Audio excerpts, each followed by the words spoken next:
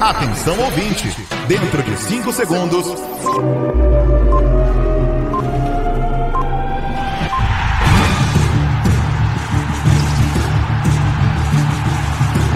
Aumente o volume.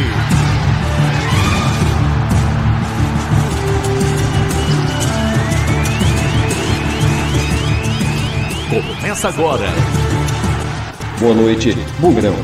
É rádio do coração do torcedor.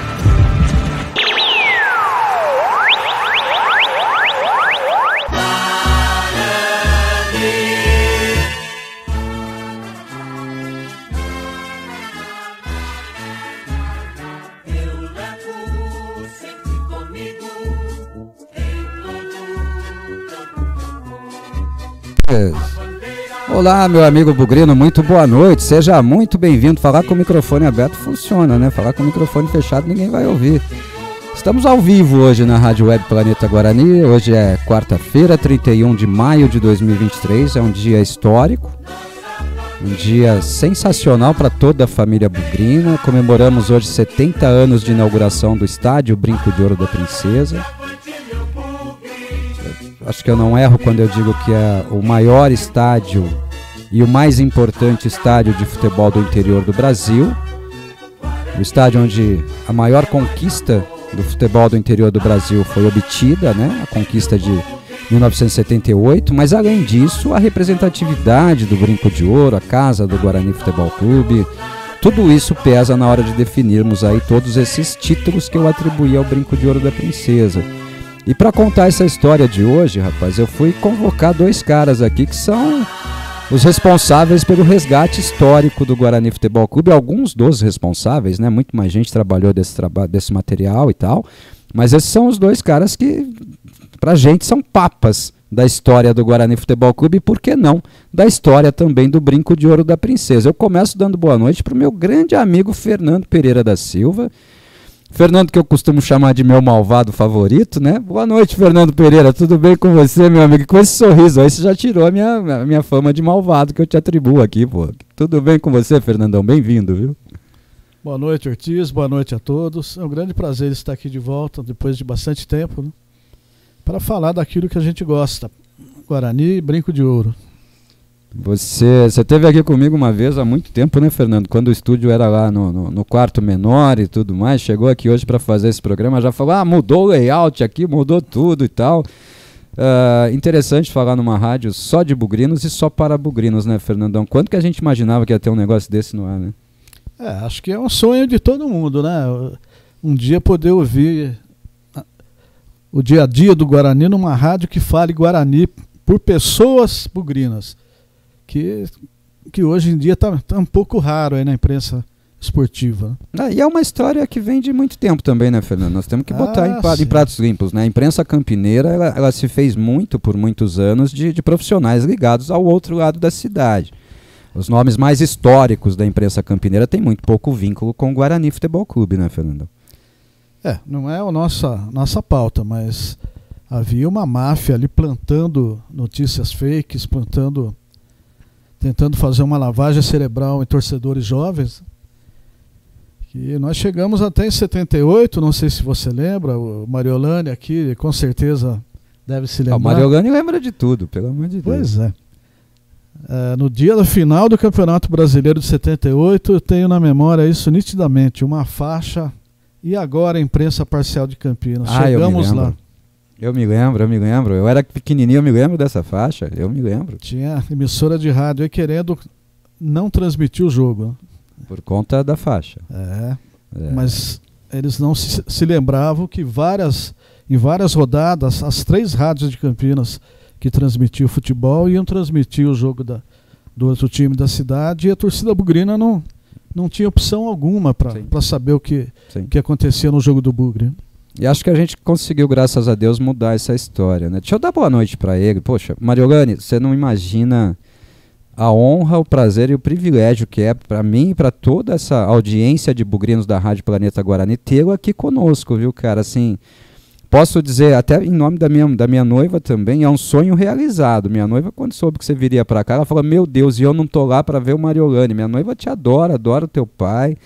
Então, assim, é um privilégio, uma honra, uma satisfação te receber aqui no estúdio da Rádio Planeta Guarani e compartilhar essa sua sabedoria bugrina com todos os nossos amigos, viu?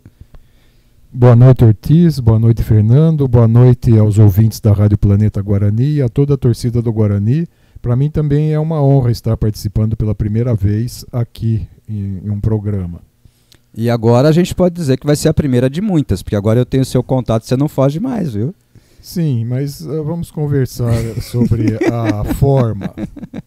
Não, a gente faz remoto, não tem problema. Eu te mando o link, você entra de lá da sua casa, faz pelo celular. É que hoje a data é importante demais, né?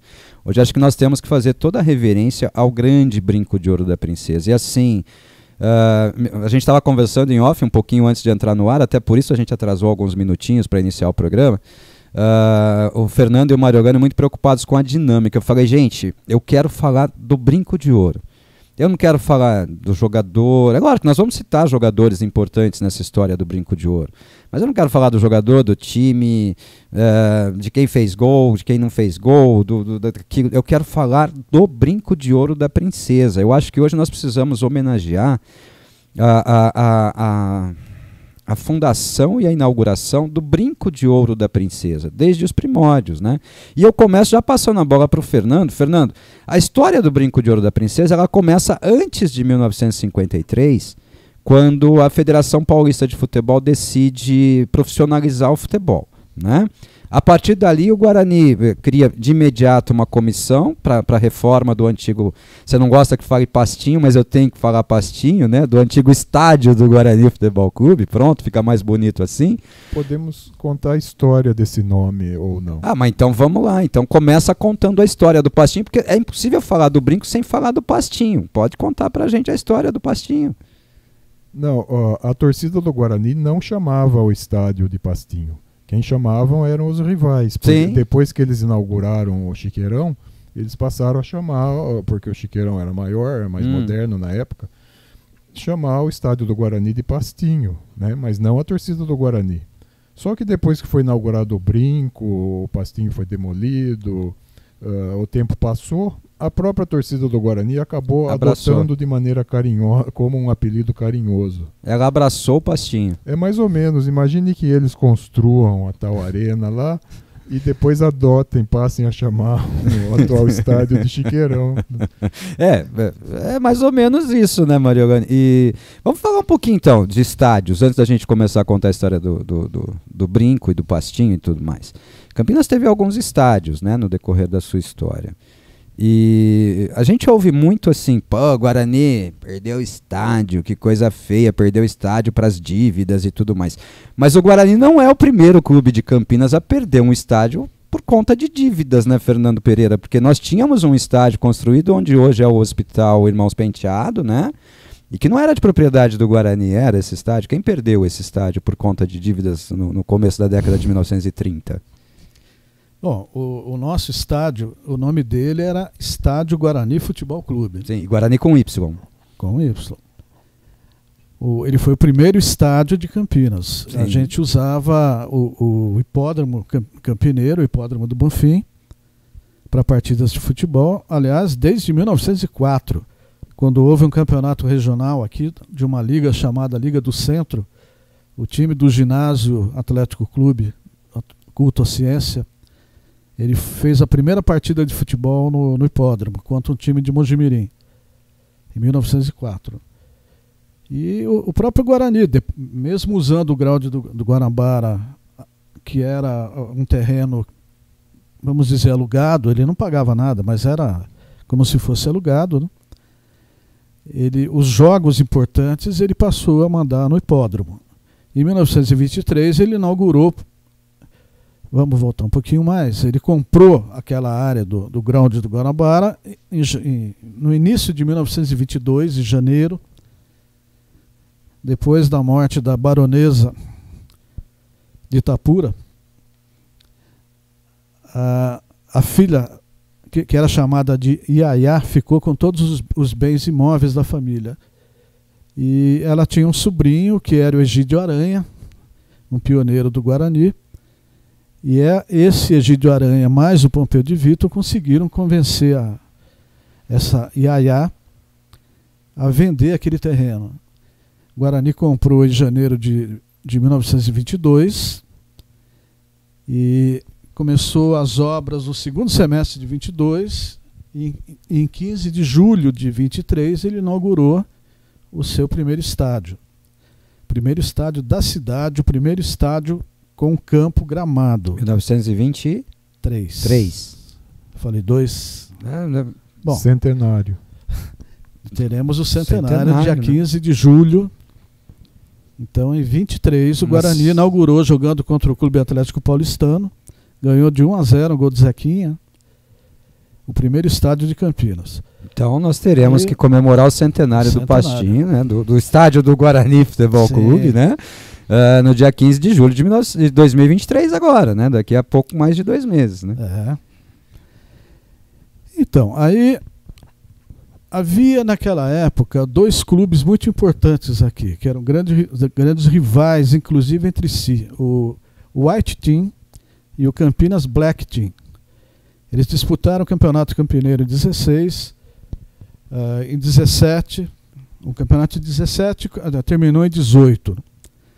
Foram para 1919 e lá por 1920 eles acabaram se unindo e criando a Associação Atlética de Campinas. Quase que você me mata do coração aqui.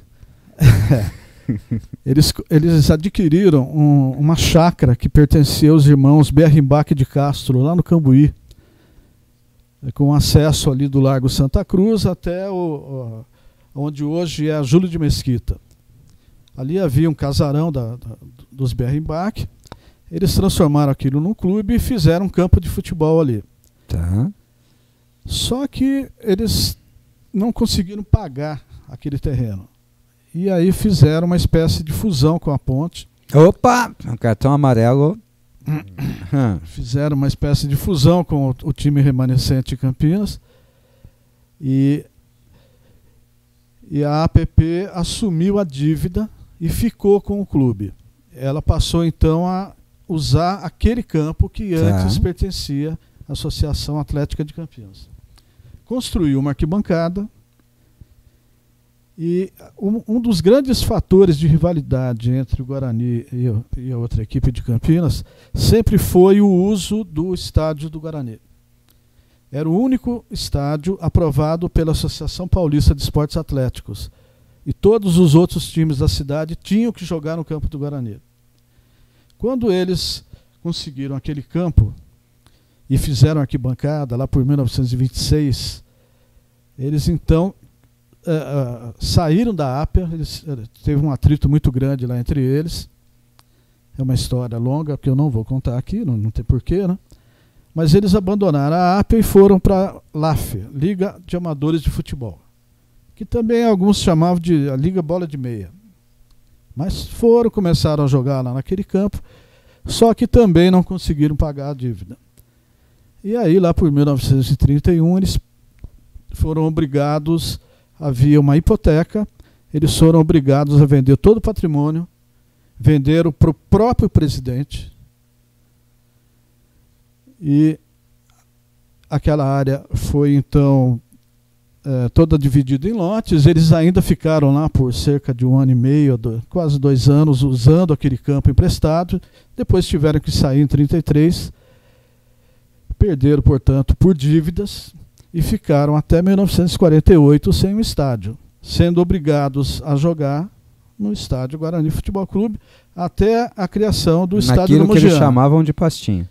Eles só chamaram em 1948 quando fizeram o mal jeitoso. Né? Aliás, eles continuam sem estádio até hoje, né? Eles têm um campo, né? O estádio é meio difícil. Mas se houve em Campinas um clube que perdeu o estádio por dívidas, foi o time lá de cima. Sim. E isso eu sempre digo para todo mundo que vem. Essa é uma história que tem que ser contada, né, Fernando? Eu acho que é a verdade não dói, todo mundo vem, vocês estão perdendo o campo por dívida. Eu falo, meu amigo, se vocês perderam o campo e conseguiram construir outro, você acha que o Guarani não vai ter outro estádio, cara? Não se preocupe com a gente. E eles usam muito isso, né? Eles usam muito isso. Claro.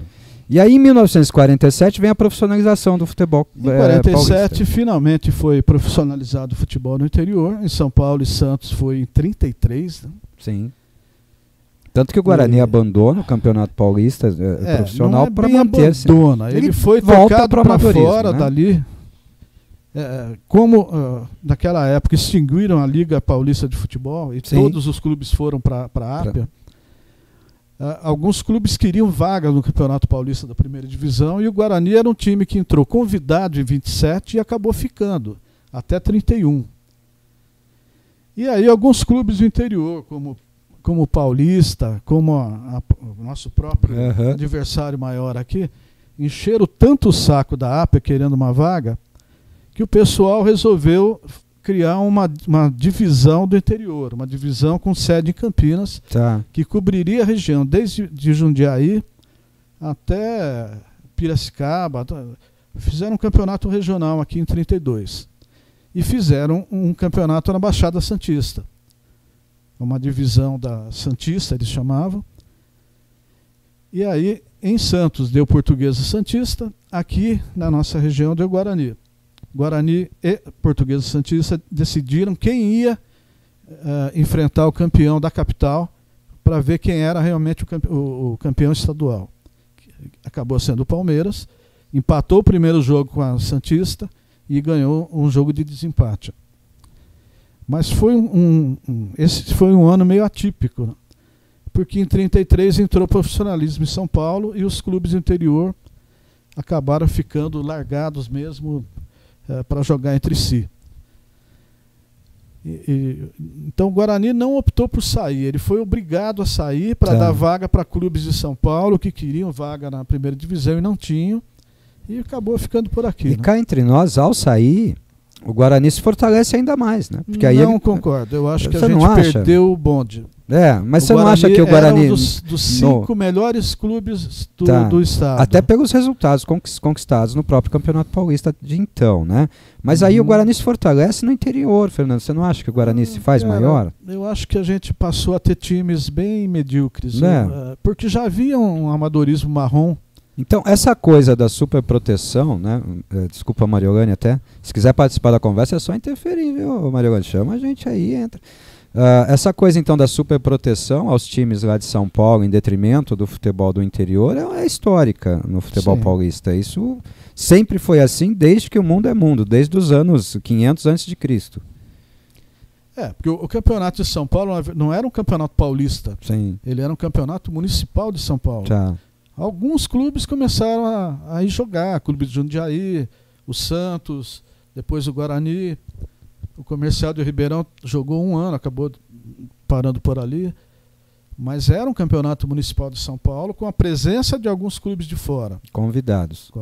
Depois a federação resolveu transformar tudo isso em campeonato paulista. Teve campeonato da LAF com 3 clubes, que virou campeonato paulista, fim da picada. Hoje até o Juventus, que é campeão paulista. Que virou campeão paulista, é uma piada, cara.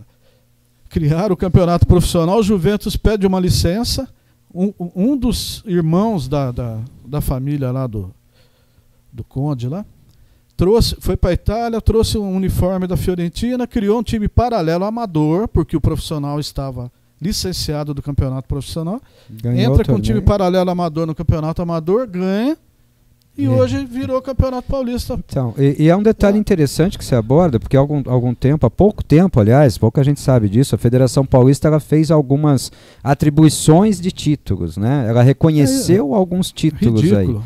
Aí. Eu diria a você o seguinte, o Guarani é campeão paulista amador de 1944. Sim. Né?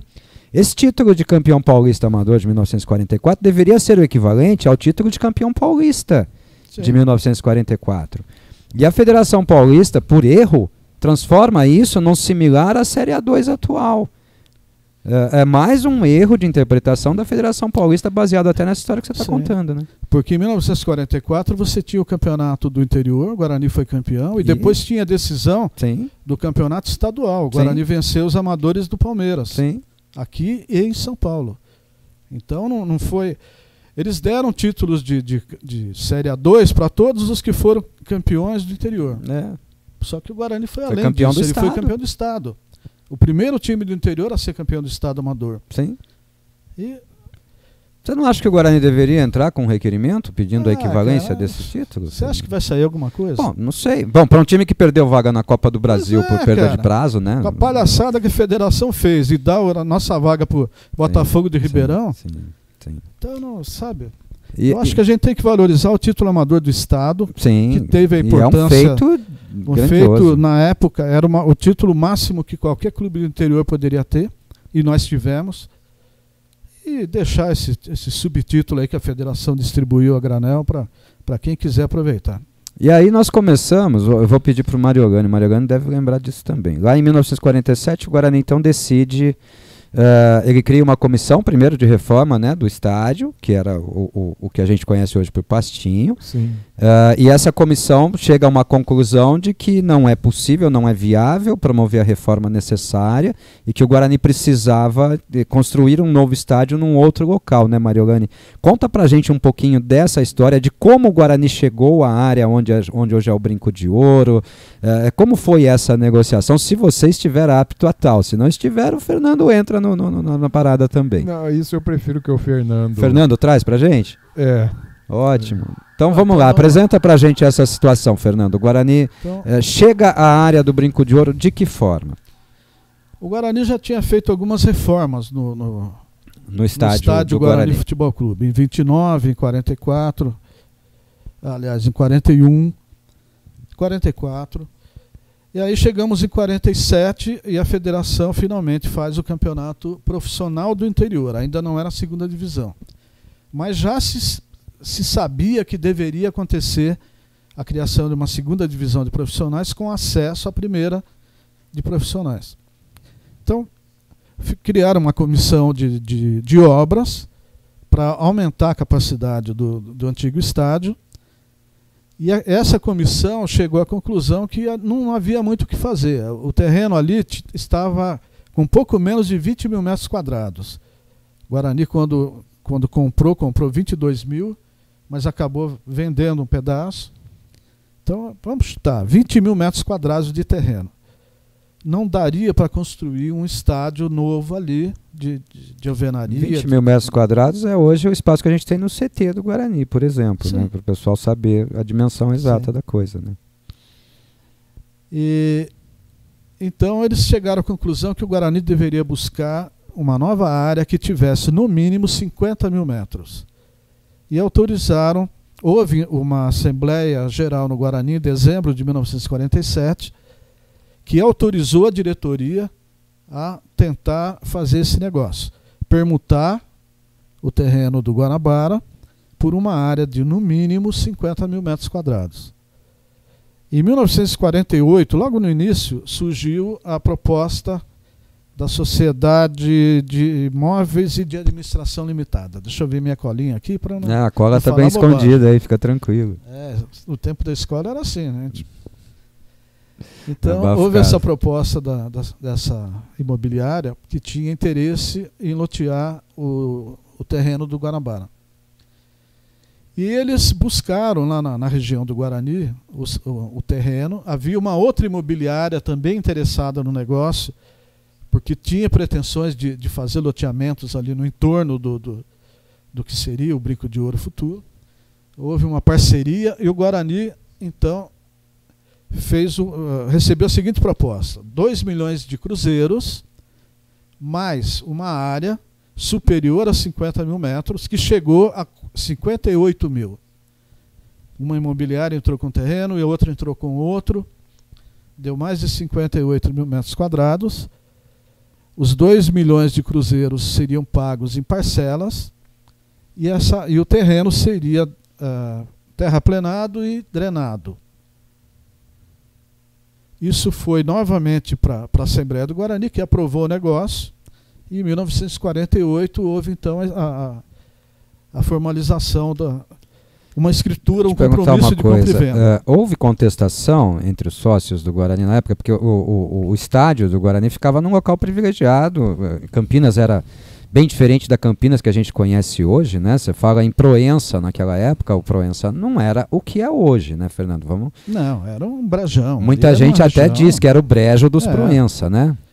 Aquela região do Brinco de Ouro até o Laurão era um dos 3 campinhos que deram origem à cidade de Campinas. Sim. O pessoal que vinha lá de Jundiaí, por Valinhos, passava e parava por ali, porque tinha lagoa, tinha vários nascentes pelo chão, né? Então o pessoal parava para descansar, dar água para os cavalos, ali era um dos campinhos. Era uma área com muita água. Só que foi uma equipe do Guarani, inclusive com 9 engenheiros pertencentes ao quadro social do Guarani, e eles consideraram o terreno ideal. Claro que muito torcedor aí reclamou, porque no Guanabara você pegava o bonde, pegava o bonde no centro, descia na porta do estádio, assistia o jogo. Quem quisesse podia ir a pé. E naquela época você só tinha a Rua Proença como referência. No fim da Rua Proença era o terreno ali, Uruguaiana e Proença. Havia aquele terrenão plano com a lagoa da Baronesa do lado e vários nascentes.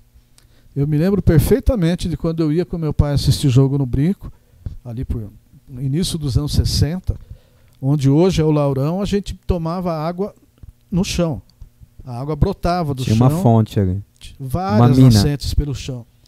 E o meu pai parava sempre ali, a gente descia e ia tomar a água natural ali. Era uma água excelente, né? Depois, com as drenagens e canalizações, tudo acabou, né? E aí, Fernando, conseguimos a área, né? Conseguimos a área. Essa área foi sendo paga em parcelas. E aí veio o acesso, e que foi em fevereiro de 1948, o Guarani disputa a final com o 15, né? O 15 sobe, não é isso? O 15 sobe primeiro? Em 48, o Guarani disputou a segunda divisão. Tá. Um dos grupos, eram 3 grupos. Tá. O 15 foi o primeiro colocado do grupo, o Guarani foi o terceiro. Ah, entendi. Até tem uma lenda aí Outro dia eu vi um cronista falando aquelas bobagens, que ele esteve na inauguração do Chiqueirão. Cada vez que o Gaiola chutava uma bola lá na arquibancada, a torcida vibrava, que era para prejudicar o Guarani, que podia ser campeão em 48. Puta, monte de asneira. O jogo de inauguração lá de cima foi na primeira rodada do segundo turno. O João fala o que 48, quer, né? Se os caras ganhassem do 15 e ganhassem do Guarani, que seria o jogo seguinte na casa deles, eles subiriam.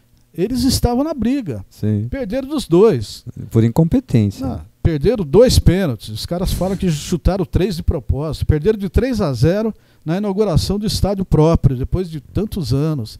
Quer dizer, não tem cabimento, né? E até hoje tem cronista falando merda aí.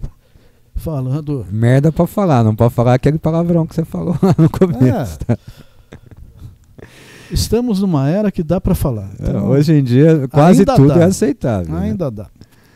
Mas aí o Guarani conseguiu o terreno, pagou o terreno, mas ele precisava viabilizar a obra, né, Fernando? E cá entre nós, é uma obra que não é barata, né? Construir um estádio do zero não é barato, né? Não é barato. O Guarani tinha 2 milhões, assim que foi paga a última prestação, eles já fizeram no dia seguinte a escritura definitiva e partiram para a construção. O Guarani gastou mais de 9 milhões de cruzeiros, isso vendendo muitas cadeiras vitalícias, uma série de campanhas de arrecadação, desde a rifa de caneta tinteiro, coisas assim. A campanha do 1 cruzeiro, quem não tinha dinheiro doava 1 cruzeiro, quem tinha doava 5, tinha a campanha do 10, a campanha do 20. Então o Guarani fez uma série de campanhas para arrecadar dinheiro e foi fazendo a construção a partir de 1950, quando já estava pronta ali a terraplenagem e a drenagem. A primeira obra foi fazer o fosso, que separaria o campo da arquibancada. Então o marco zero de início da construção é o fosso. A primeira coisa feita é o fosso. A pedra Sim, fundamental. Houve até o evento do lançamento. Que é mais ou menos onde hoje existe o queijo. Tá. Era por ali o marco, a pedra fundamental do Brinco de Ouro. Mas começou com o fosso, aí construíram logo metade da geral, que é de tijolos assentados sobre a terra, e começaram a fazer a fundação do primeiro piso das sociais geral, para o torcedor mais jovem do Guarani saber, é a área embaixo do tobogã, né? A geralzinha, né? Aproveitaram ali o barranco. Um detalhe, eles mantiveram um padrão semelhante ao antigo estádio, que tinha a arquibancada principal de um lado grande e a geral era menor. Os degraus da geral eram menores. Mais estreitos. Então o brinco foi projetado dessa mesma forma. Sociais e vitalícias altas. A geral tinha metade da altura, cada degrau tinha metade da altura do outro lado. E nas plantas originais de 1948, as cabeceiras elas reduziam da altura da vitalícia até chegar na geral, que era metade da altura. Aí fez uma adaptação no projeto. Isso nas plantas originais de 48, que foram feitas pela São aquelas que você compartilhou lá recentemente? Sim, eu coloquei isso no grupo do Memorial do Guarani. Eu vi. As plantas originais, né? E que foram feitas por Ícaro de Castro Melo, um ex-atleta olímpico do Brasil, que virou arquiteto de renome em São Paulo. Inclusive dá nome ao Ibirapuera, né? O estádio do Ibirapuera tem o nome dele. Sim. E ele fez vários edifícios em São Paulo, vários ginásios esportivos. E Oswaldo Corrêa Gonçalves. Um pequeno detalhe, que quem apresentou o Ícaro para a diretoria do Guarani foi o Ari Rodrigues, que era presidente da Comissão Central de Esportes, um dos maiores desportistas que Campinas já teve, bugrino, e era amigo, por seu envolvimento no esporte, ele era amigo do Ícaro. Ele apresentou o Ícaro para a diretoria e o Ícaro cobrou, na época, 100 mil cruzeiros, que era considerado uma quantia simbólica pelo negócio. Eles fizeram tudo. Sabe que você está citando personagens aí? Me veio uma coisa à cabeça agora, eu não sei se você ou o Mariogani vão saber me responder essa. Eu quero saber, quando a gente vê, vou voltar um pouquinho só, quando a gente vê as imagens daquela decisão de 1949, né, aquelas imagens que a gente comumente vê quando vai se falar da conquista do Guarani e tudo mais, a gente vê em um momento Leônidas da Silva entrando no estádio do Guarani para o jogo, um dos jogos decisivos de 1949, já em 1950. O que Leônidas da Silva estava fazendo vendo o jogo do Guarani no Pastinho, Fernandão? Me explica isso. O Leônidas, logo depois que parou de jogar, ele virou cronista esportivo. Ele era então ele veio como cronista. Eu acredito que sim.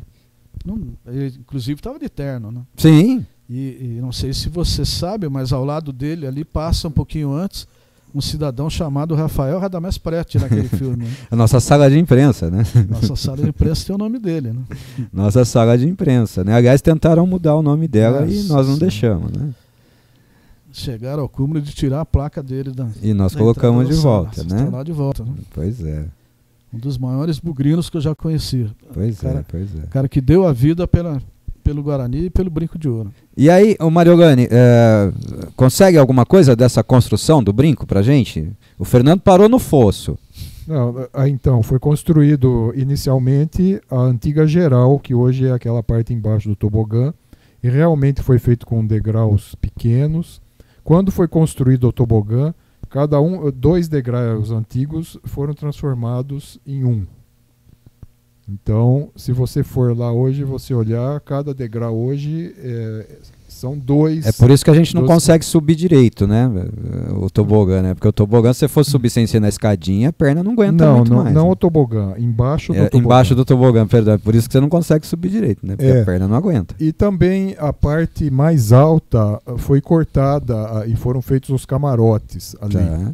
Então, os camarotes são os mesmos que existem até hoje? Os camarotes, não, de quando da construção do tobogã. Tá. Estou falando da antiga geral. A antiga geral era mais alta do que o que está lá hoje, em termos de arquibancada. A inclinação dela, inclusive, era maior, né? Não, a inclinação era a mesma. Mas ela ia mais degraus, né? Não, ela ia mais degraus. E tinha um muro cheio de propaganda atrás. E tinha o placar que ficava atrás da placar geral. Branco? Não, era uma construção que ficava atrás do estádio, para quem não conhecia e assistiu o jogo na Social, na Vitalícia, com aquele relógio bonito, tinha a impressão de que aquilo estava assentado diretamente acima do muro daquela geral. Tá. Mas não, ele estava atrás. Ele era projetado. E bom, e aí fizemos a geral.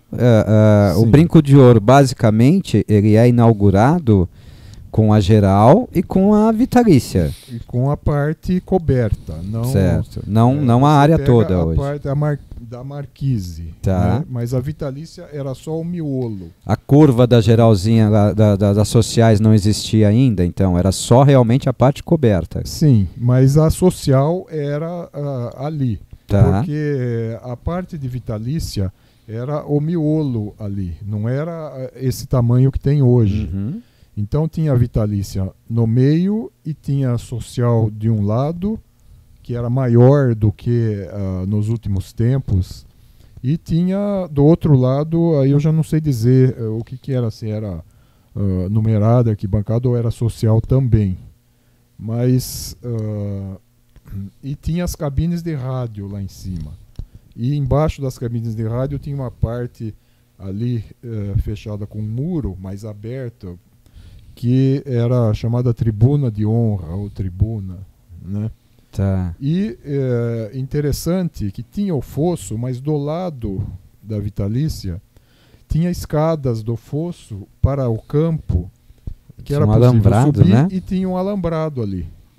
Inclusive atrás dos gols também tinha alambrado. Só do lado da geral, que eu acredito que nunca teve, porque se você olhar o Brinco de Ouro, o campo está mais perto lá do que daqui. Sim. Até pela disposição dos túneis e tudo mais, né? Tudo isso, né? Só um detalhe, né? Que quando foi inaugurado, todo o madeiramento do antigo estádio foi levado. É exatamente isso que eu ia abordar agora. E fizeram arquibancadas de madeira nas cabeceiras. Na inauguração do Brinco de Ouro, o Pastinho também teve presente. Sim. E com um detalhe que pouca gente sabe. Se você olhar algumas fotos, todas as escoras dessa arquibancada de madeira, na inauguração, elas partiam do fosso. Então as pessoas tinham acesso ali pelo fosso, e era uma arquibancada muito baixa e curva. Ela acompanhava o fosso, tá, e bem baixa e toda em curva. Logo depois, eles viram que aquilo não estava certo, não dava uma boa visualização do jogo, e eles demoliram as cabeceiras de madeira e construíram novamente dentro da área do fosso para o estádio, para o campo, né, mais próximo do gol, em linha reta. Então as cabeceiras foram em linha reta. Entendi. Atrás do gol, mais altas, principalmente a cabeceira norte, ela era mais alta que a cabeceira sul. E ela tinha ainda uma curvinha lá perto da geral, mas isso aconteceu ali por final de 53 para 54. O Guarani vai inaugurar o Brinco de Ouro da Princesa. Bom, primeiro o nome, né? Brinco de Ouro da Princesa. Os mais jovens não conhecem essa história, né? Como é que o estádio do Guarani passou a chamar-se Brinco de Ouro da Princesa? Então, quando houve a apresentação da maquete, em 48, o jornalista João Caetano Monteiro Filho, que foi outro grande amigo, um saudoso amigo. E aí tem um outro detalhezinho. Você conheceu toda essa gente, né, cara? Que privilégio, hein? Tô ficando velho, cara. Existe um vídeo até no YouTube, no Guarani Videoteca. Eu postei lá muitos anos atrás um vídeo que eu, o Celso, o Romeu, a gente filmou o João Caetano contando a história do Brinco e várias outras histórias muito interessantes que não são conhecidas. E ele falava que era um sábado e ele estava na redação do Correio Popular esperando chegar uma foto para ele colocar apresentando a maquete. E que ele precisava de um título não muito longo.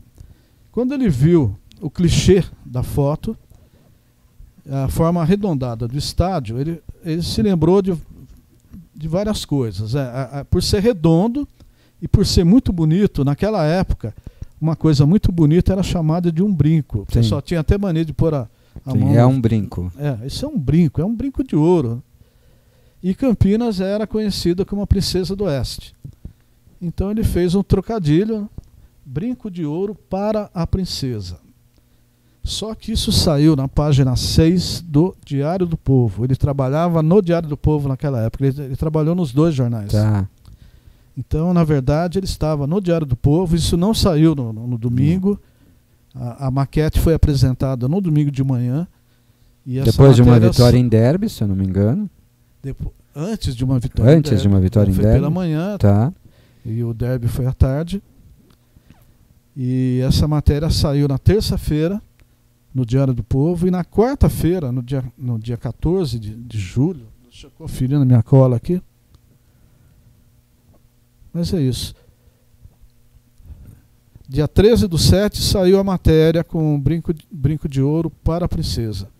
No dia 14 de julho de 48, ele fez uma matéria maior, contando alguns detalhes do estádio, e ele escreveu lá: o brinco de ouro da princesa será iluminado por 4 torres com 64 holofotes.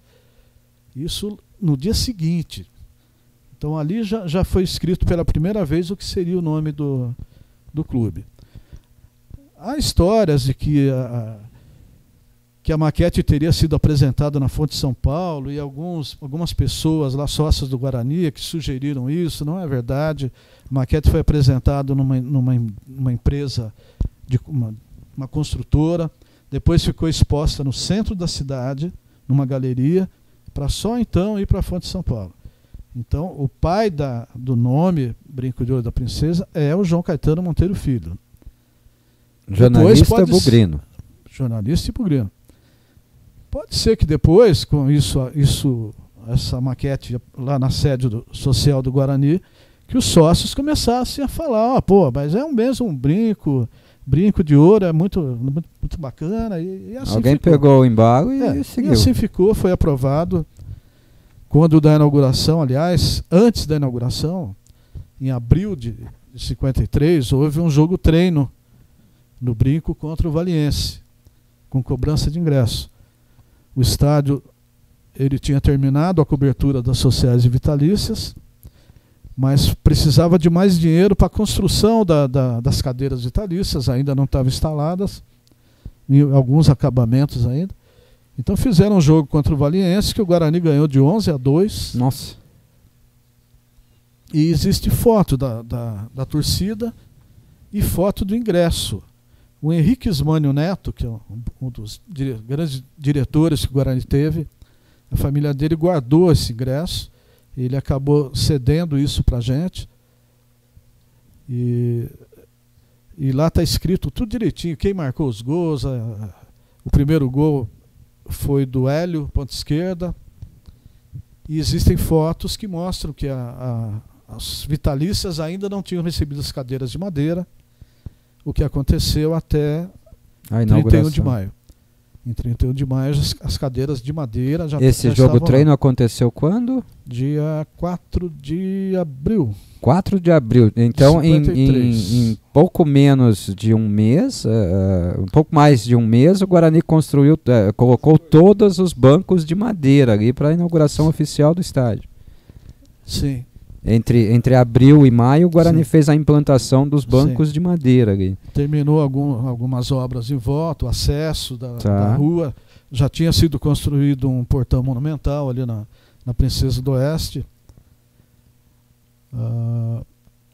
Há várias fotos aéreas que a gente vai vendo o acabamento, né? Mas tudo aconteceu entre janeiro e maio. O acabamento final do Brinco, a frente do Brinco, o assentamento das cadeiras vitalícias, tudo muito rápido, né? E aí veio o 31 de maio. O Palmeiras também é uma coisa pouco conhecida. O Palmeiras tinha feito um jogo contra o Fluminense do Rio de Janeiro no dia anterior.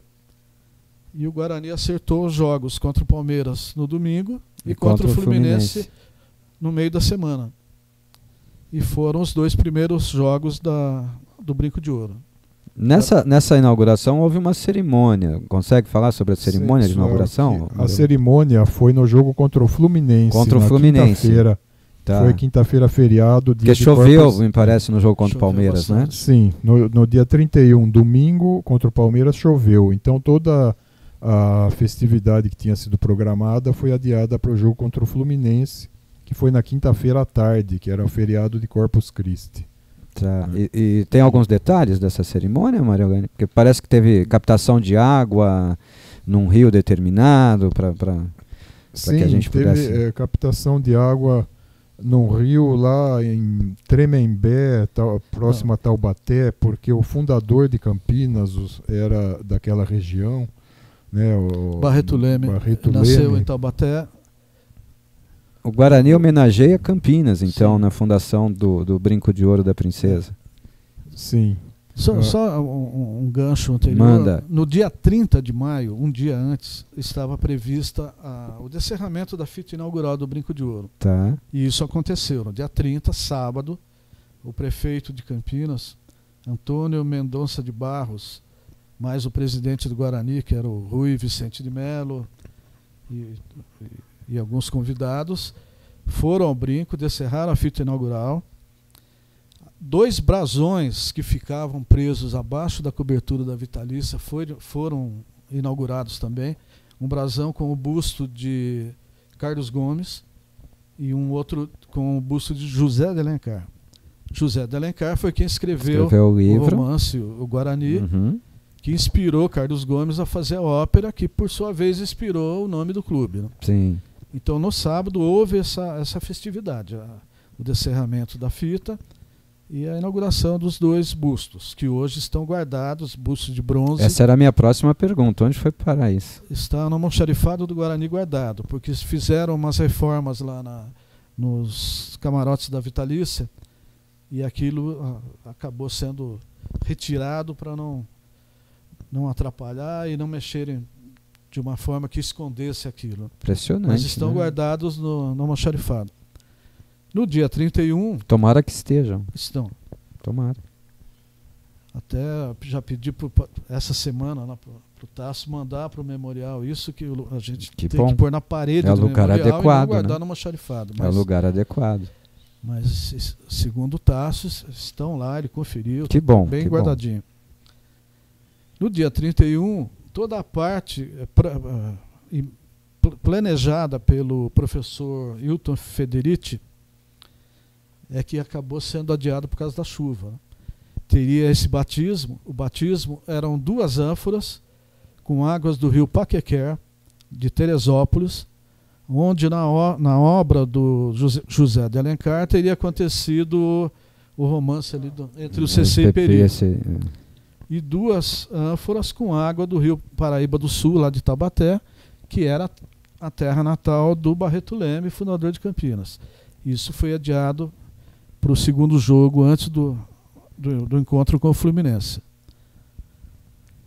O Rotary Clube de Teresópolis escolheu as águas e trouxe as águas para o Brinco de Ouro para essa solenidade. Das 4 ânforas originais, 3 ainda permanecem lá no Memorial do Guarani. Uma se quebrou aí durante esses anos.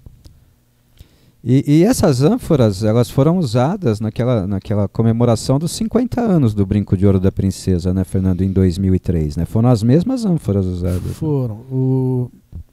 Quando se comemorou 50 anos do Brinco, aquelas 3 ânforas existentes foram usadas e a família do professor Hilton Federici tem uma ânfora que ele mandou fazer a mais na época.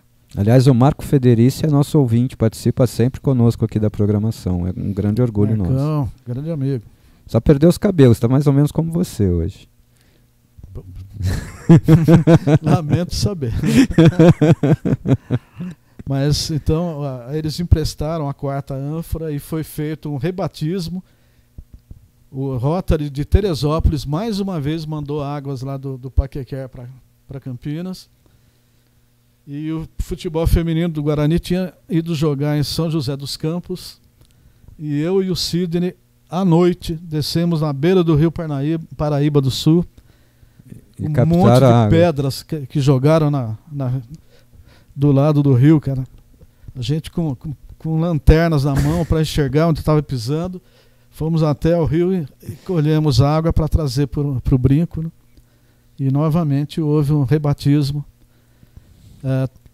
3 jogadores da partida de estreia da original inauguração do brinco estavam vivos, né? O Piolim, que acabou falecendo depois, o Paulo Martorano, que ainda vive em Ribeirão, com 90 anos. Você me puxou a orelha que nós precisamos ir lá ouvir enquanto ele ainda está vivo, né? Ele fez 90 anos agora, no comecinho de maio. Para quem não sabe, convocado para a seleção brasileira, né? O Paulo Martorano, né? Paulo Martorano, em 56, ele fez parte da seleção paulista, que foi campeã brasileira de seleções. E no Sul-Americano do Uruguai, o CBD na época resolveu colocar toda a seleção paulista para representar a seleção brasileira. Então, goleiro de seleção brasileira. E ele foi para a seleção brasileira, foi para o Uruguai. Ele, Cabeção e Gilmar eram os 3 goleiros da seleção. Quem jogou foi o Gilmar, mas ele estava lá. Goleiro de seleção então brasileira. Ele foi o primeiro jogador do Guarani a ir para uma seleção principal do Brasil disputar o Sul-Americano. E ele tem fotos disso. Ô Fernando, eu tô parando para pensar aqui, eu até falei sobre isso hoje no programa da tarde. O Brinco de Ouro completou 70 anos hoje, né? Você não sentiu falta de um evento, de algo organizado pelo clube? Porque, gente, é o Brinco de Ouro da Princesa completando 70 anos de idade. Você não acha que o Guarani deveria ter organizado algo em homenagem ao Brinco, além da esfera virtual, que são as redes sociais, Fernando? Com certeza. Eu acho que o que atrapalhou um pouco foi o pedido de recuperação judicial do Guarani. Lá nos 50 anos, o Guarani tinha um patrocinador muito forte, que era a Medial Saúde. A Medial Saúde bancou toda a festa dos 50 anos. Os jogadores que vieram fazer uma partida histórica. Antes teve um jantar também. Teve um jantar no ginásio, foi prestada uma homenagem. Foi criado Aliás, foi nesse evento que o Leonel Martins de Oliveira voltou a ser sócio do Guarani? Em 2003? Quando ele ganha o título benemérito do Zé Luiz Lorenzetti? Não foi nesse evento, foi em outra data. Todos os ex-presidentes ganharam o título de sócio benemérito. Entendi. Com exceção do Tavares, que não foi receber, e ele ficou pendente. Depois, quando o Leonel voltou a ser presidente, ele entregou para o Tavares o título. Mas todos os ex-presidentes vivos receberam o título de sócio benemérito do Guarani. Tá, mas ainda assim, Fernando, volto a insistir, mesmo com o pleonasmo da frase. Nós tivemos recentemente um período de pandemia, né, muito forte. O mundo todo teve que se transformar, né, nesse período. Até hoje a gente sofre as consequências disso.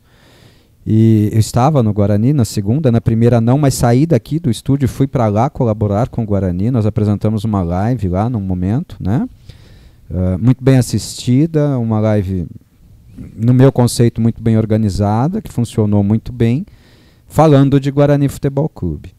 Depois nós fizemos uma segunda live no ano seguinte. Eu já estava no Guarani como coordenador de comunicação do Guarani para apresentação de uniformes e do elenco do ano de 2021. Né? Organizar uma live não é algo tão difícil.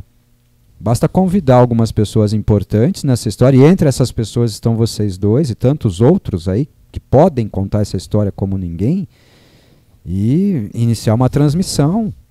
Patrocínios de Brahma, como a Brahma comprou o evento. Não sei se hoje o Clube da Picanha Trend viria junto por questão política no Guarani, mas o Clube da Picanha Trend bancou a parte de churrasco e tudo mais durante as lives e tal. Acho que é algo, Fernando, que nem se transforma num bicho de 15 cabeças. Mas o Guarani deveria fazer um evento em homenagem aos 70 anos do Brinco de Ouro da Princesa. Por menos grandioso que ele fosse. Também acho. Acho que o problema hoje de Guarani é que ele está muito restrito, né? Você não tem mais um departamento social atuante, você não tem... Você também tem essa visão? Eu tenho. Você sabe que às vezes aqui na rádio eu uso um termo dizendo que o Guarani virou algo parecido com uma confraria. O Guarani tem pequenos clubinhos, tem a turma do tênis, tem a turma da piscina. São as alas da escola de samba. pequenos grupos, mas que não tem uma liderança ali dentro como havia antigamente, né? Eu vou pra praia desse homem aqui agora. Quem fez o primeiro gol do Brinco de Ouro da Princesa? Nilo. Posso perguntar com quanto tempo de jogo? Não. Não tinha cronômetro naquela época, Mario. Não tinha, mas o Fernando deve saber ter. Você tem aí, Fernando, a minutagem? Nilo cobrando falta aos 44 do primeiro tempo no gol da Cabeceira Sul. Então eu vou fazer outra pergunta para você agora. Qual o primeiro gol do Guarani marcado num derby no Brinco de Ouro da Princesa? Peguei o homem, Fernandão, ó. Peguei o homem, Fernandão. Não foi no primeiro derby que teve lá. Tá. Eu acho que nem no segundo. Tá. Nós perdemos o primeiro derby no Brinco. E o segundo, e o segundo empatou pela Taça Cidade de Campinas. Bom, depois eu vejo lá nos jogos do Guarani.com, eu tento encontrar. Você tem todos no histórico do confronto e tem no Planeta Guarani também o histórico do confronto, né, com todas as fichas técnicas. Mas peguei o Mariolani, olha que legal. Mariolani, eu conto uma história. Que eu sei muito bem o que eu vi. Sim. Os relatos já... Talvez o Celso conseguisse responder isso com prontidão, né? Sim. Aliás, uma pena não podemos ter o Celso aqui hoje, né, Fernando? Uma pena, cara. O Celso está com alguns problemas lá familiares e para ele vir para Campinas à noite... Mas então já combina com ele um virtual, ele entra remoto lá. O Celso... Se hoje eu sei alguma coisa de Guarani, eu devo a ele. Eu realmente... comecei a fazer pesquisas para ajudar o Celso a completar os levantamentos que ele tinha feito, né? E aí fui tomando gosto, fui para São Paulo e encontrei coisas lá que não existiam nunca mais aqui. Parou, né? Fernando, o que você tem de acervo do Guarani na sua casa, Fernando? Não tem muita coisa, não. Não? Eu acabei me aperfeiçoando um pouquinho na parte de reprodução de fotos. Tá. Né? Eu buscava com familiares de pioneiros, pegava as listas telefônicas antigas, ficava procurando pelo sobrenome e ligando para todo mundo que tinha aquele sobrenome para ver se encontrava alguém. Então deu para resgatar as fotos dos fundadores, fazer uma pequena biografia, as fotos dos presidentes. Aquela galeria que o Guarani tirou do seu site oficial, né? Nós montamos a galeria de ex-presidentes. Teve um esperto lá que resolveu reescrever a história, né? Mudou a história. Sim. Complicado. Aí mudaram o site de servidor e não salvaram os arquivos, se perdeu tudo ali. Sim. É complicado. Ô Mariolani, eu conto uma história aqui pro povo e o povo acha que eu tô brincando quando eu falo isso, mas é sério. Na primeira vez que eu te encontrei, você me perguntou a data do meu nascimento. Sim. E eu falei pra você a data do meu nascimento. Falar? Pode, né? Eu não falo a data do meu aniversário, mas pode falar. Pra você eu deixo. Bom, eu nasci no dia 22 de julho de 1971, Mariolani. Você não me deixou falar. Ele lembra a data do meu aniversário. O que eu sei é que em 1981, quando você estava fazendo 10 anos, o Guarani ganhou de 2-0 da Portuguesa no Canindé, 2 gols de Marcelo. no dia que eu completava 10 anos de idade. Quebrou um tabu, eu estava lá. Eu estava também. O Guarani jogou algum derby importante nessa data? Bom, aí eu tenho que parar para pensar. Eu lembro, você contou também qual foi o primeiro jogo que você assistiu no Brinco de Ouro. Você lembra qual é? 4 de julho de 76, Guarani 3, São Bento 0. E aliás, você me manda e-mail todo ano me dando parabéns pelo meu aniversário de Bugrino. Acho que esse último ano não mandou mesmo. Até senti falta. Até senti falta no último ano. Preciso ver se eu ainda tenho. 4 de julho de 1976. Eu brinco aqui que eu fui enganado, né? Foi propaganda enganosa. Porque no meu primeiro jogo no Brinco eu tinha 5 anos de idade, eu ia fazer 6 pouco mais de um mês depois. E no primeiro jogo o Guarani foi campeão. Porque o Guarani foi campeão paulista do primeiro turno, né? E aí eu vi aquela taça Almirante Heleno Nunes. Tinha nome a taça. Não é título simbólico, não. É título mesmo. Em 77, que nós acabamos perdendo para o Botafogo no Pacaembu, a semifinal. Sim. Botafogo ganhou a taça Cidade de São Paulo. Sim. Não ganhou o direito de decidir o campeonato, como nós também não. Também não, ganhamos um ponto a mais, se eu não me engano, né? Um ponto a mais que perdemos no primeiro jogo do segundo turno. E aí eu chego no Brinco de Ouro, Mariolani, levado pelo meu pai, que meu pai é vivo até hoje, meu pai torce para o Santos e me fez ser bugrino desde criança.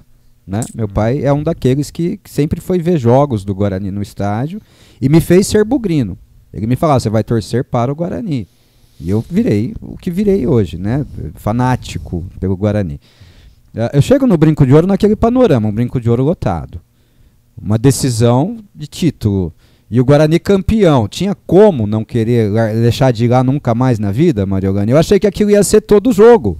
E aí me fizeram propaganda enganosa. Eu achei que ia ser todo jogo assim. E não foi, né? A gente sofreu bastante nesse caminho. Né? Mas naquela época tinha muito jogo de estádio lotado. Sim, era festa comum. No final. Era comum. Então, invasão de campo, o povo levava faixas para dentro do gramado. Soltava rojões, papel picado, a gente soltava talco também.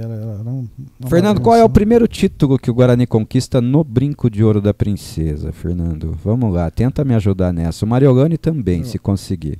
Jogando no Brinco ou depois que foi inaugurado? Depois que foi inaugurado, vai. É o torneio início. Né? Torneio início, você lembra o ano?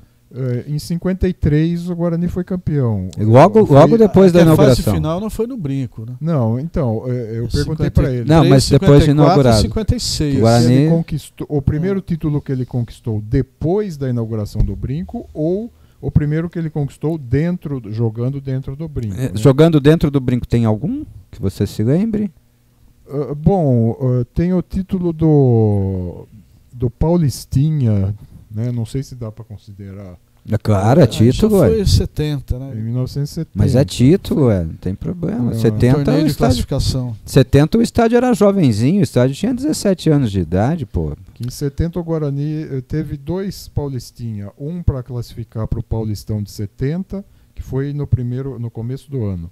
E depois no final do ano teve um outro para classificar para o Paulistão de 71. E o Guarani foi bicampeão e ainda ganhou a posse definitiva da Taça dos Invictos. Dentro do Brinco foi o Essa Taça dos Invictos é assim, um time fazia uma sequência de jogos, ganhava a posse transitória dela. Aí o outro time batia aquela marca, ganhava a posse transitória dela. E o Guarani passou a ganhar e ganhou a posse definitiva dela. O Guarani ganhou a terceira versão da taça. Tá.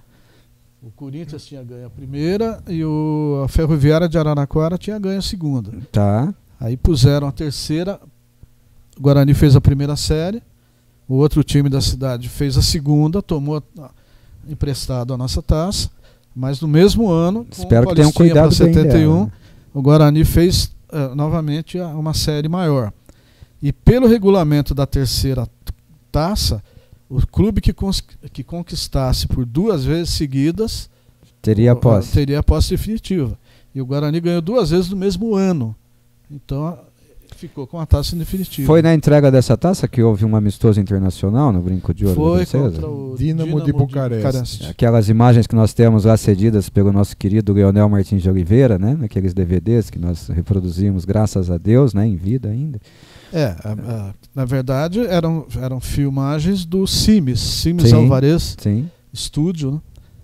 que filmava tudo naquela época, a mando do presidente do Guarani, e felizmente ele guardou isso, né? Então há vários Super 8 ali mudos ainda, mas registrando aqueles jogos internacionais. Quem que me dá a escalação do primeiro jogo do Guarani no Brinco de Ouro da Princesa? O Mariolani ou o Fernando? O Fernando com a cola, né? Não, pior que não tá na cola. Então manda de cabeça, vamos lá. Se você quiser, talvez tenha aqui. Olha lá. Se você entrar aí no site na página do Memorial, tem uma foto com a escalação todinha. Não, tudo bem, peguei vocês de calça curta, não tem o menor problema não. Aí, Fernando, depois a gente busca essa escalação, fique tranquilo. Aí o Guarani inaugura o Brinco de Ouro da Princesa com a geralzinha e com a vitalícia. E as cabeceiras de madeira. Mas a Guarani tem um projeto, como a gente conhece hoje, o Brinco de Ouro, com 2 cabeceiras. E aí tem outra história. Tá. Em 1954, quando o Guarani começou a pensar nas cabeceiras, houve um pacote de plantas, vamos dizer assim. Tá. O Ícaro de Castro Melo refez todas as cabeceiras, todas as plantas das cabeceiras. Como eu disse, a ideia original, na planta original você vê que ia ser rebaixada, ela partiria da altura da vitalícia até chegar na altura da geral. Em 54 eles alteraram isso. Eles fizeram as cabeceiras, o projeto das cabeceiras, acompanhando o nível das vitalícias, e subiriam a geral até o mesmo nível. Então, o Brinco de Ouro teria um primeiro anel todo no mesmo nível das cabeceiras das sociais vitalícias. As cabeceiras acabaram sendo feitas dessa maneira. Já em 56 começaram a fazer a fundação, o estaqueamento da cabeceira norte. Cabeceira norte do placar, né? Do placar. Para o torcedor se situar. Construindo aquela parte que hoje é social. Hoje não. Antigamente até outro dia era social. social do Guarani, onde tem a cabine ali do placar. Aquilo começou a ser estaqueado em 56 e em 1960 o primeiro piso estava pronto, começaram a fazer o segundo, e até o final de 62 a cabeceira norte foi fechada totalmente com concreto armado. Naquele nível. Depois, Fernando, eu tenho na minha mente a minha chegada no Brinco de Ouro para o primeiro jogo que assisti, e o Mariolano já pegou a escalação lá, daqui a pouco você vai passar, né? Eu tenho na minha mente que eu chegava ao Brinco de Ouro para o meu primeiro jogo, e eu tenho essa imagem muito clara, me parece que haviam tapumes ali, na área onde hoje é a cabeceira principal. Tapumes, que eu digo, é uma armação fechada ali, a cabeceira principal parece que passava por algum tipo de obra em 1976. É fato. 76. A cabeceira sul terminou em agosto de 74. Tá. Em 76 havia alguma espécie de obra? Não sei desse primeiro jogo, mas a entrada pela cabeceira sul passou a ser no início de 78. Então, em 77, talvez seja tinha essa, muita obra ali. Estava sendo construído o queijo, as bilheterias, talvez seja essa o a imagem ginásio que eu de tenho. Bocha, a entrada por aquela região, e ali estava sempre cheio. Que eu me lembro claramente de chegar obras. ao Brinco com vários tapumes ali na frente. Tinha do estádio. muita madeira. Sim. Inclusive, houve um derby em 77 que a entrada ainda era pela Princesa do Oeste, mas já tinha um buraco embaixo da cabeceira sul que saía ali, e houve um derby em que usaram aquilo para evacuar os adversários por ali. Meu Deus do céu. Só que tinha os tapumes ali, e eu tenho a impressão que eles arrancaram. Ficaram presos ali nos tapumes, pô. Pode dizer que essa foi a primeira sabotagem da história dos derbys no Brinco, então. Acho que não. Tô brincando, obviamente. Traz a escalação aí, a primeira escalação do Guarani no Brinco de Ouro da Princesa, que você teve o critério lá de buscar, vai. Paulo. Mariolani precisou se recorrer ao celular. Vou deixar isso bem claro para todo mundo aqui, viu? Solta pra gente, Mariolani. Paulo, Herbert e Palante. Pera aí, Mariolani, vamos fazer direitinho. Pera aí. O time do Guarani está definido pro primeiro jogo no Brinco de Ouro, e o Mariolani traz pra gente. Guarani vai jogar, ou jogou, com Paulo, Herbert e Palante, Nilo, James e Saraiva, Dido, Nonô, Romeu, Piolim, Julinho e Hélio. Entram no lugar de Nilo, entra Valdir, no lugar de James entra Manduco, no lugar de Dido entra Renato, no lugar de Romeu entra Piolim, e no lugar de Julinho entra Augusto. Os gols foram marcados por Nilo de falta aos 44 minutos do primeiro tempo, Lima empatou aos 15 do segundo tempo, Dido colocou o Guarani novamente em vantagem aos 26 do segundo tempo, e Augusto fechou o placar aos 43 do segundo tempo. O árbitro foi Gualberto Tacitani, a renda foi de 190.020 cruzeiros. Interessa a escalação do... Não, deixa o adversário de lado, porque aqui o assunto é Guarani. Você é setorista do Guarani lá na inauguração do Brinco de Ouro em 1953, Mariolani. Sim. Parabéns, viu, cara? Olha, de verdade, essa entrega de vocês, esse comprometimento de vocês com a história do Guarani Futebol Clube é fantástico. Fernando, falamos da cabeceira norte. A obra da cabeceira sul começa quando? Em 66 construíram o primeiro lance a partir da geral, aonde fica a Guerreiros da Tribo hoje em dia, né? Ela foi feita por partes, Por né? partes. Por O primeiro- módulos, né? O primeiro módulo foi feito em 66. Aliás, temos fotos de um jogo do Guarani, se eu não me engano, contra o Corinthians, com uma parte daquela cabeceira construída e torcida ali naquela parte, né? Se eu não me engano, nós temos uma foto dessa. Da cabeceira ali, eu me lembro bem. Tem uma foto aérea que mostra muito Eles bem. construíram em 66 uma pequena parte próxima, Sim, próxima à geralzinha, né? a geral. E aí passaram anos sem mexerem naquela parte. Até tinha um muro alto lá com a propaganda Sim. de uma empresa de gás, Sim, cor sim. de laranja, era o muro.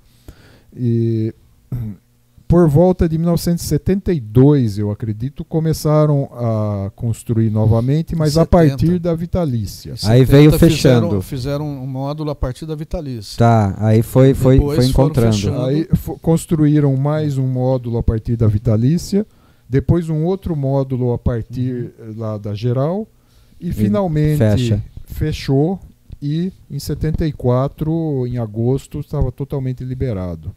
Tá, e aí o Brinco de Ouro, então, naquela época, uma capacidade estimada, porque naquela época não se tinha capacidade total, mas uma capacidade estimada de quantos torcedores, Fernando? Uns 25 mil por aí. 25 mil? A questão essa questão de capacidade de estádio é muito controversa. Tá. Você pode medir e dizer, não, cada pessoa ocupa tantos centímetros. Sim, que é a conta que se faz hoje, aliás. É o que se faz hoje. Mas naquele tempo o estádio era que nem ônibus urbano. Vai até socando, caber. Vai socando. Então aquele Brinco de Ouro com a Vitalícia, geral e as duas cabeceiras, num jogo contra o Fluminense em 75, recebeu 34.513 pessoas. Sim, sim. Jogo inesquecível, cara. Aí, quer dizer, as pessoas, na geral, as pessoas tiveram que ficar em pé.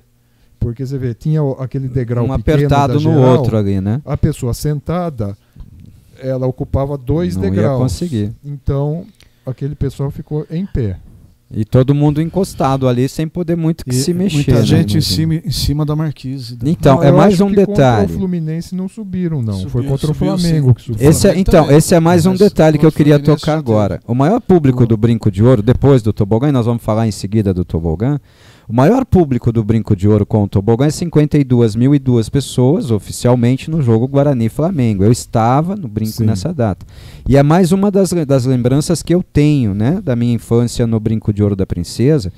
Eu me lembro muito de ver as pessoas, obviamente, na marquise, as pessoas nas torres, né? Naquela marquise da cabeceira norte, muita gente ali. E eu me lembro também de muita gente assistindo o jogo do Fosso. Porque não cabia mais ninguém na arquibancada. E as pessoas ficavam paradas no Fosso, algumas inclusive com bandeiras do Guarani no Fosso, olhando para a arquibancada, e a torcida comemorava, eles comemoravam juntos. A torcida abaixava, eles protestavam lá no Fosso, Fernando Pereira. Então nós tivemos 52.002 pessoas presentes ao Brinco. Mas nem todos eles acomodados, né? É um número irreal, porque quando houve a muvuca mesmo da entrada, o pessoal acabou levando as catracas no peito. Muita gente entrou sem ingresso, e muita gente que tinha ingresso não entrou. Então a gente não sabe exatamente o que aconteceu ali. Se pudesse dizer, eu diria a você que nós tínhamos mais de 60 mil pessoas no Brinco naquela noite. Olha.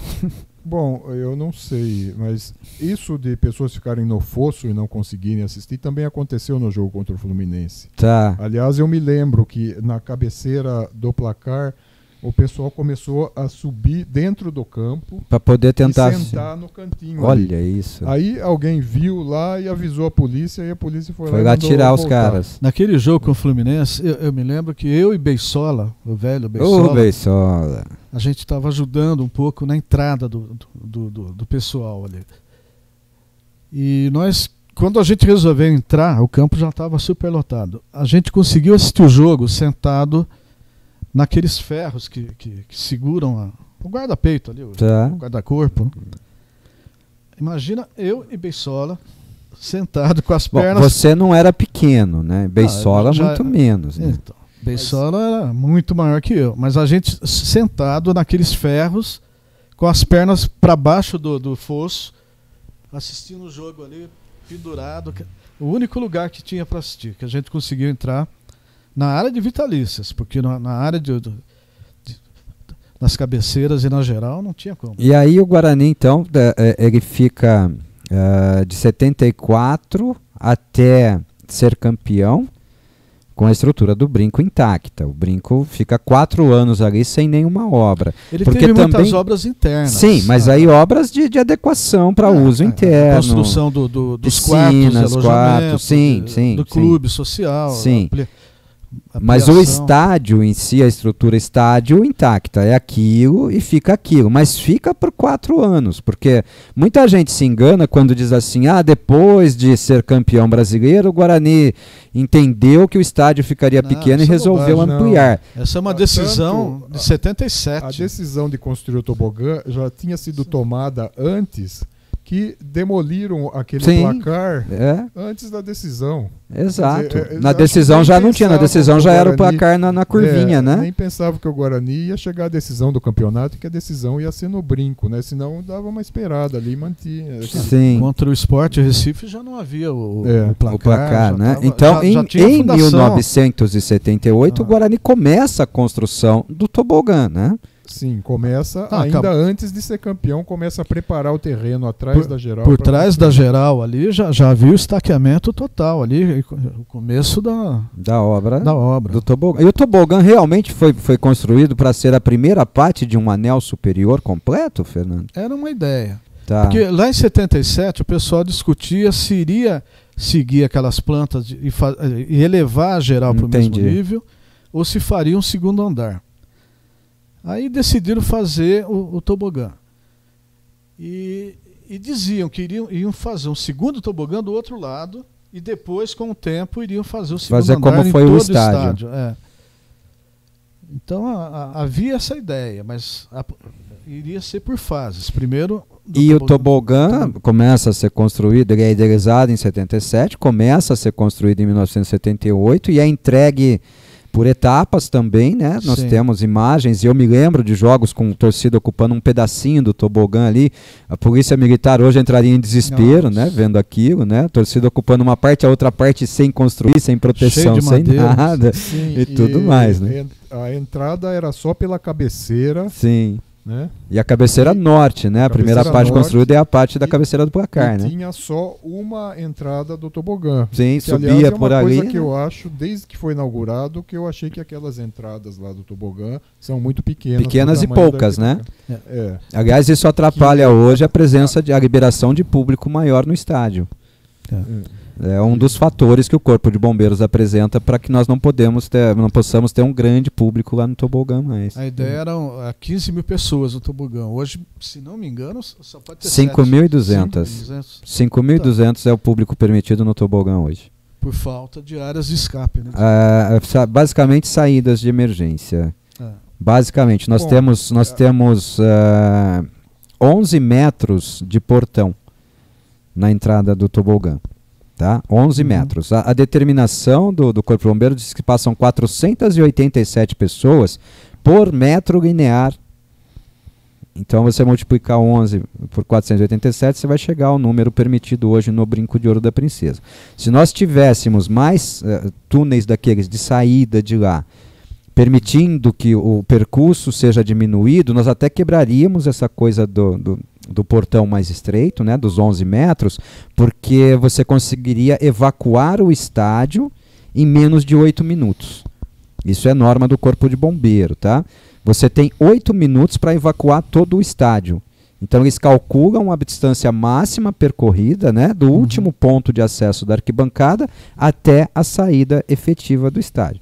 Então, se nós tivéssemos mais daquelas bocas de entrada e saída no tobogã, caberia mais público.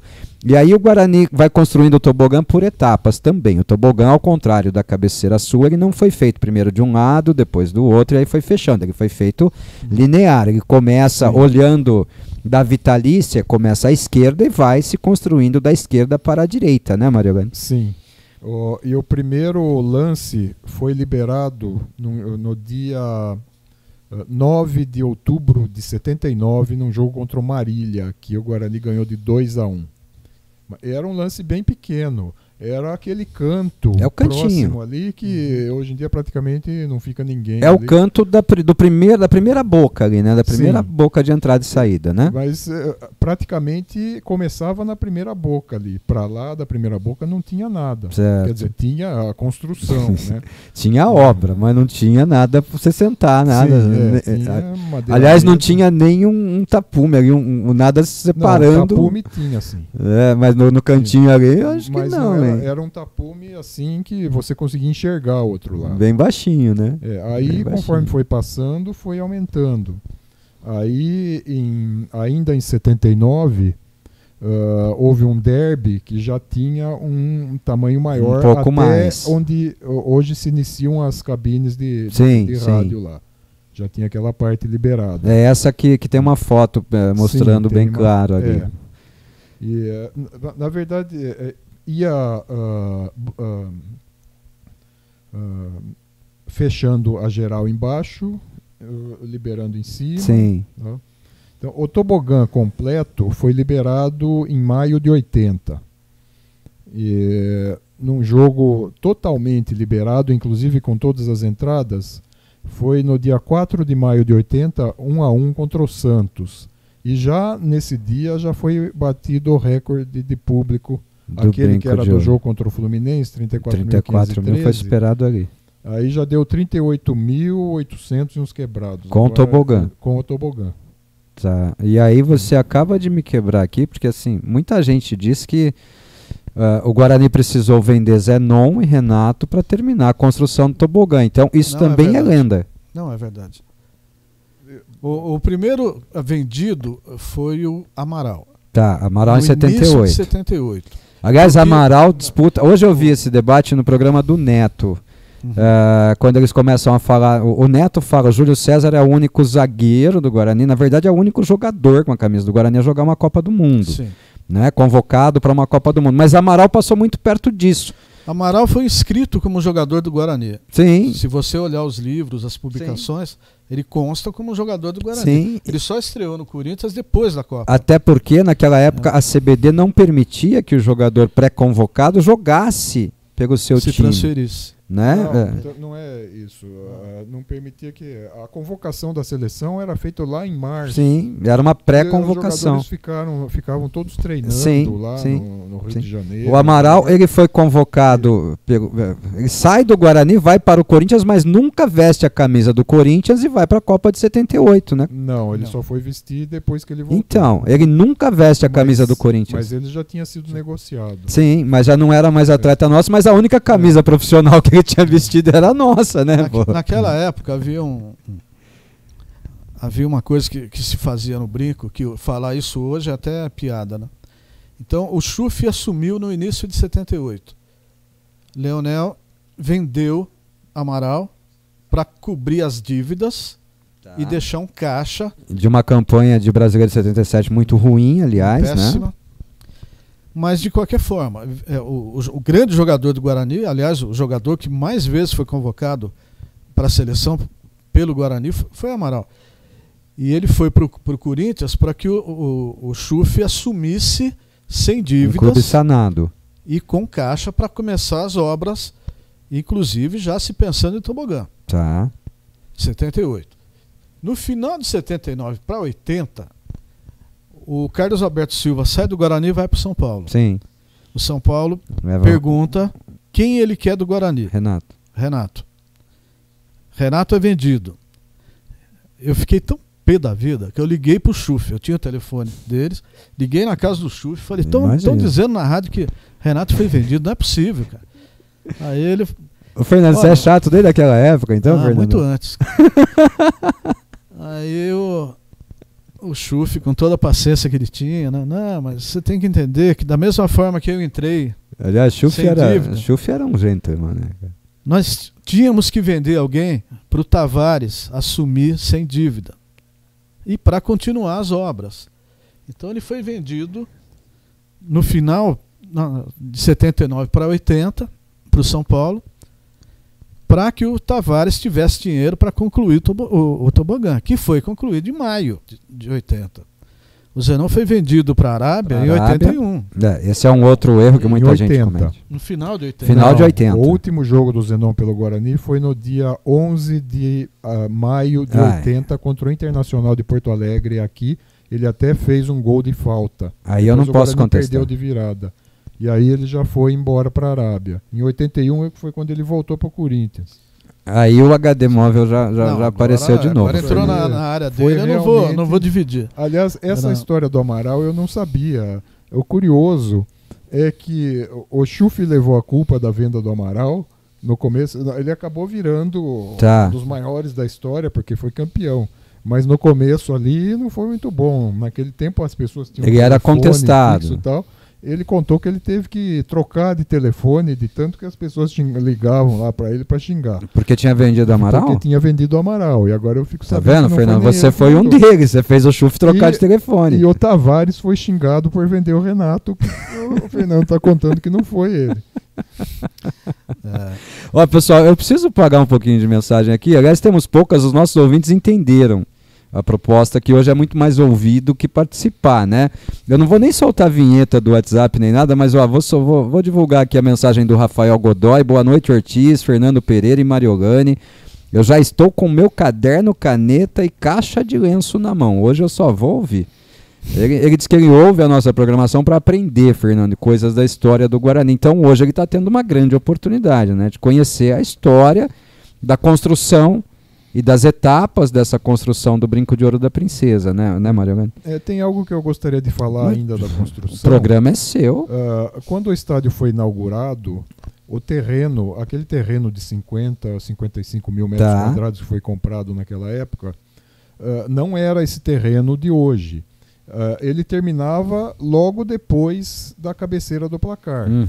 Onde hoje está o ginásio, a capela, o lago, o bosque. Veio depois. Nada daquilo pertencia ao Até Guarani. porque parte daquilo, o ginásio e o bosque, são concessões da prefeitura. Sim, né? Isso só veio na década de 70, que eu saiba. Ou pelo menos começaram a utilizar na década de 70.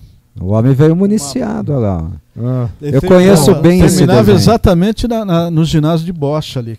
Eu conheço bem esse desenho. Sabe por que eu conheço bem esse desenho, Mariolane?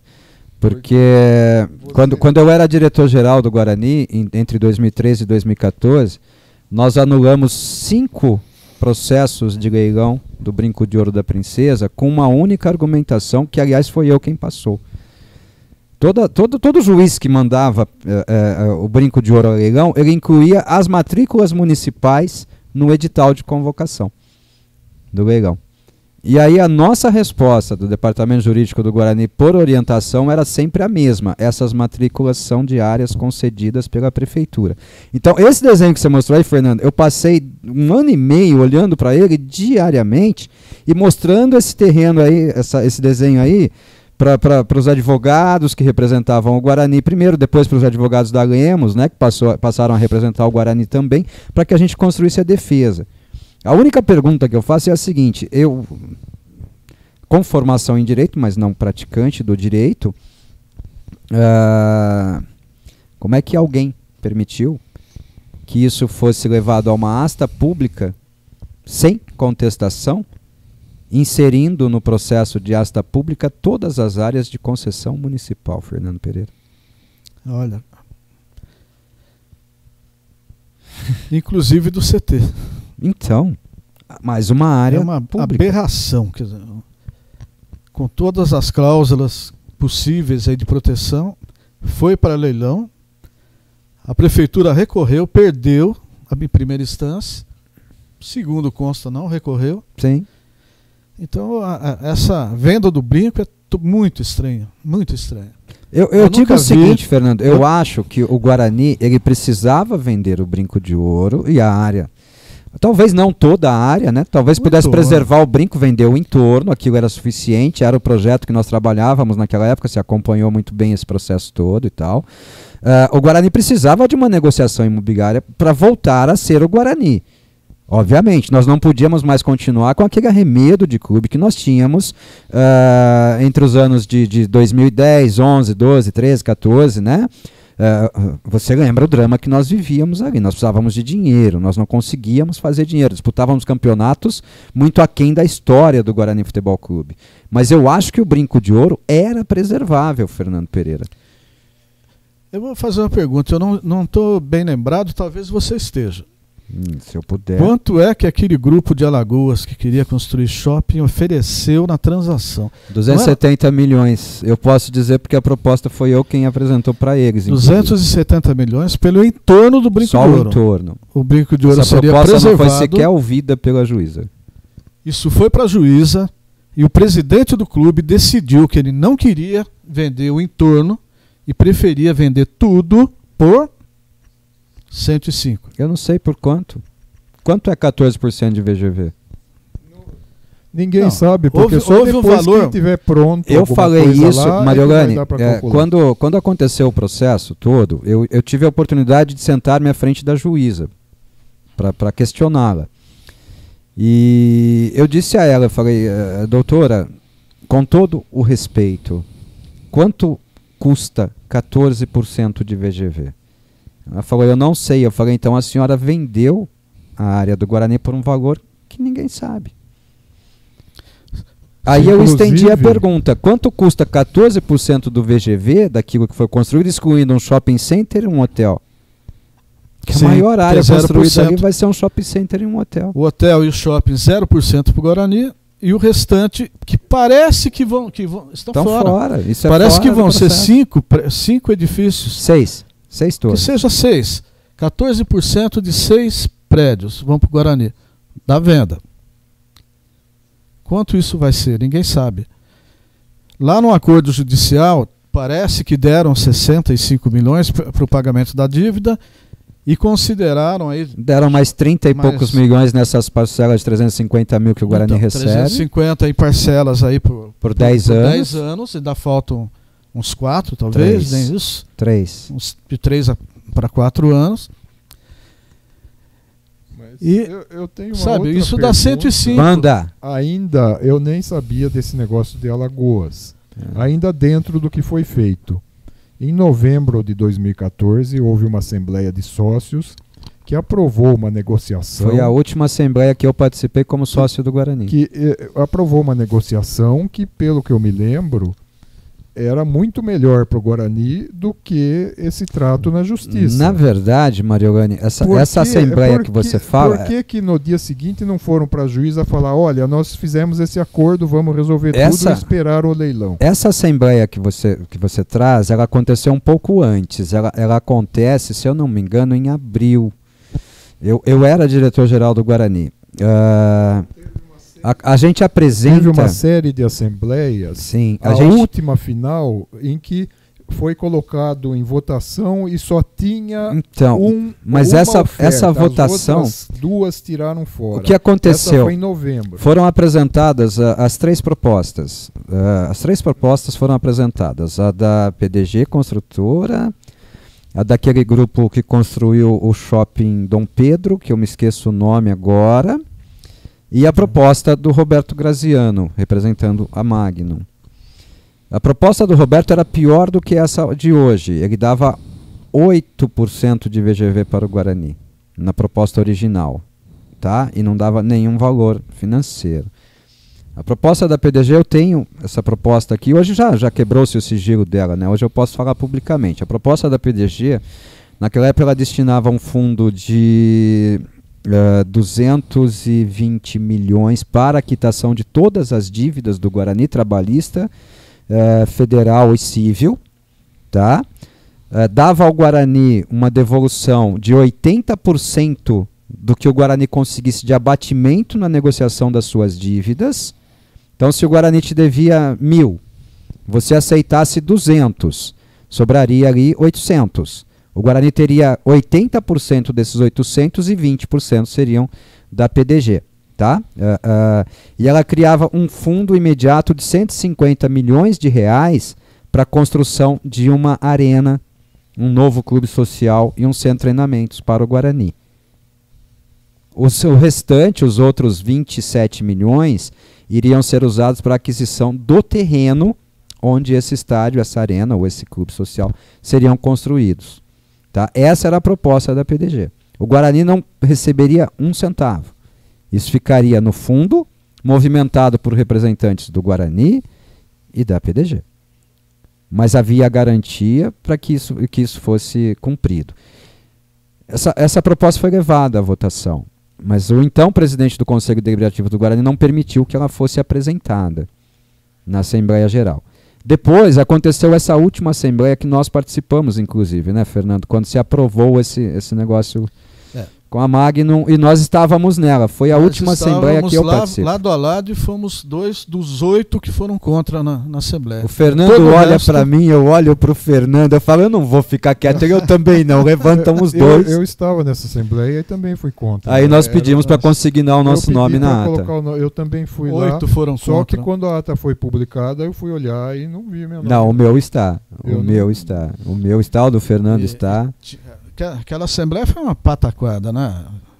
No CT seria feito o novo Clube Social. Clube Social. Trouxeram um engenheiro que participou lá da construção da Arena do Palmeiras. Sim, sim.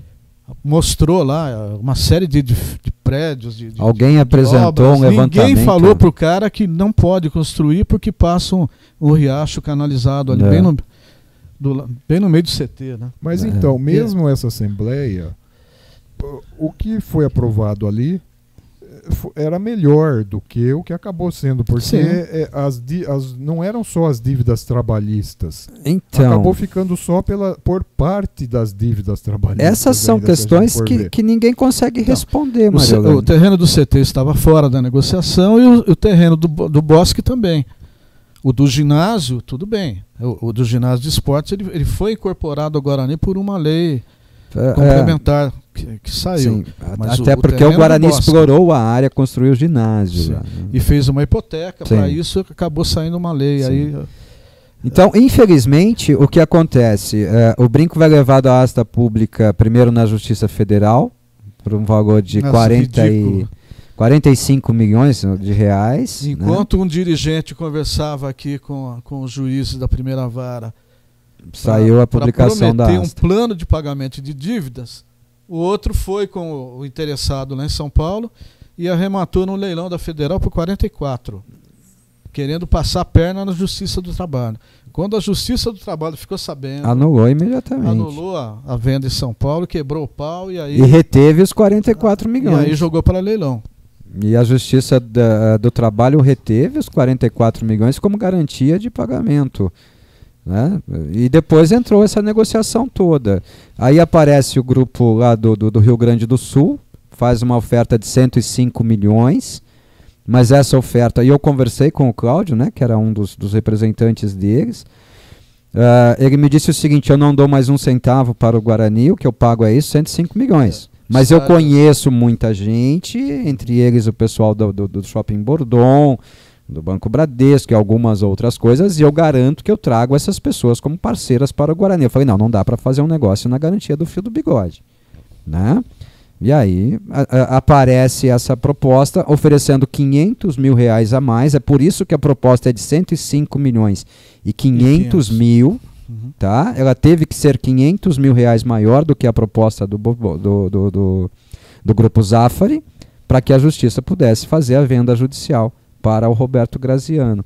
Mas o que ninguém consegue me explicar é por que ninguém cancelou essa asta pública que trazia bens pertencentes à prefeitura. Mas eu também pergunto, se foi feito um acordo aprovado pela Assembleia de Sócios em novembro de 2014, por que ninguém foi comunicar a juíza desse acordo? Esperaram ter... Não tem valor. Posso tentar te explicar? Em novembro de 2014, o Guarani não tinha presidente. O Guarani não tinha conselho de administração ativo. O conselho de administração do Guarani é eleito depois disso, em chapa única, aclamada. Eu não cito o nome dessa pessoa aqui, jamais citarei enquanto eu estiver aqui. Essa pessoa foi eleita fazendo uma chantagem, dizendo que se houvesse uma chapa concorrente, o senhor Roberto Graziano retiraria a proposta imediatamente, tá? E ele foi aclamado e os seus pares de chapa aclamados presidentes do Conselho de Administração. Mas isso é posterior a essa Assembleia. Então, eu acho que é anterior, porque eu estive numa Assembleia em que houve a aclamação. Foi aclamado, num sábado. Palmas, sabe? Tinha até torcida lá. Num sábado pela manhã. Pessoa lá, o pessoal festejando, gritando o nome de uma pessoa lá. Não Sim, sei se é a mesma. É a que mesma. Não quer falar o nome. É a mesma. Foi antes da. Aliás, tem gente que me chama desse nome, rapaz. Pra mim é desgraça. Foi no ginásio essa da aclamação. E a do. Foi no salão social. Foi no salão. Foi depois, eu me lembro. Mas é a tramitação, né, Mariolane? Porque aí, após a eleição, tem o registro de ata. O Guarani ele sofre historicamente com essa história, né? De registro de ata. Até passamos por isso agora, na última eleição. Por acaso, a última eleição que elegeu o André Marconato como presidente, elegeu o Conselho de Administração atual do Guarani, que depois elegeu o André Marconato como presidente, essa decisão demorou muito mais do que o esperado para que ocorresse o registro da ata. Esse registro de ata aconteceu há pouco menos de um mês. Por exemplo, ele só tem legitimidade no cargo há menos de um mês. E o primeiro ato dele foi criar o cargo de CEO para o presidente anterior ocupar.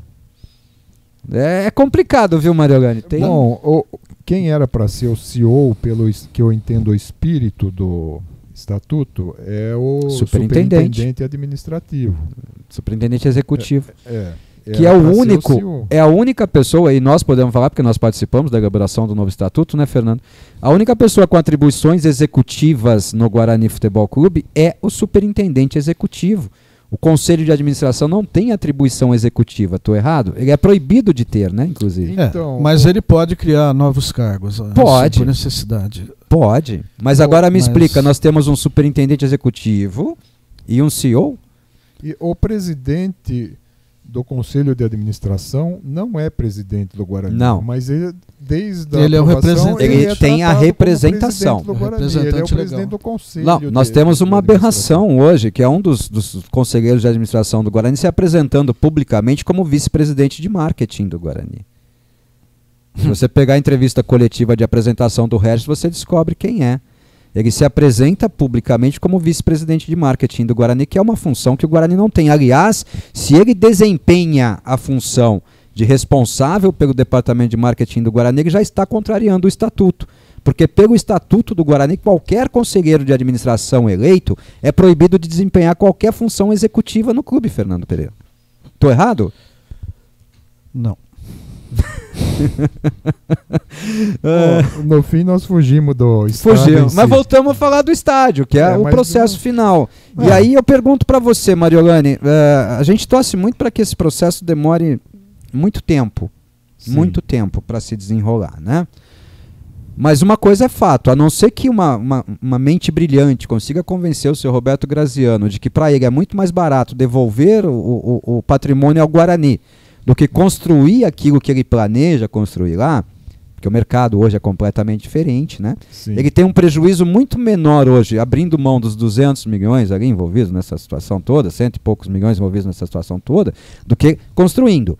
A não ser que alguém consiga finalmente convencer-o disso e ele faça a devolução do patrimônio ao Guarani, um dia aquilo vai cair. E quando cair, Mariolane? Bom, tem que... Como é que você vai ficar o dia que você souber que o brinco de ouro começa a ser demolido? Bom, o único consolo de tudo isso é essa demora que está fazendo a gente acostumar com a situação. Já são 8 anos, né? O processo aconteceu em maio de 2005. Começaram a... Completamos 8 anos disso agora, né? Não, o processo, mas que se fala... 2015, perdão. Que se fala em negociação, a primeira vez que eu ouvi falar foi em 2007. Gestão Lionel, logo que o Lionel assume. Foi a primeira vez que eu ouvi falar. E só era admitida a venda do entorno. Jamais do... Inclusive a Assembleia Geral permitiu que apenas se negociasse o entorno naquela época, né? E aí, Mariolane, você vai passar por lá, você não vai ver mais o brinco de ouro? O coração aguenta?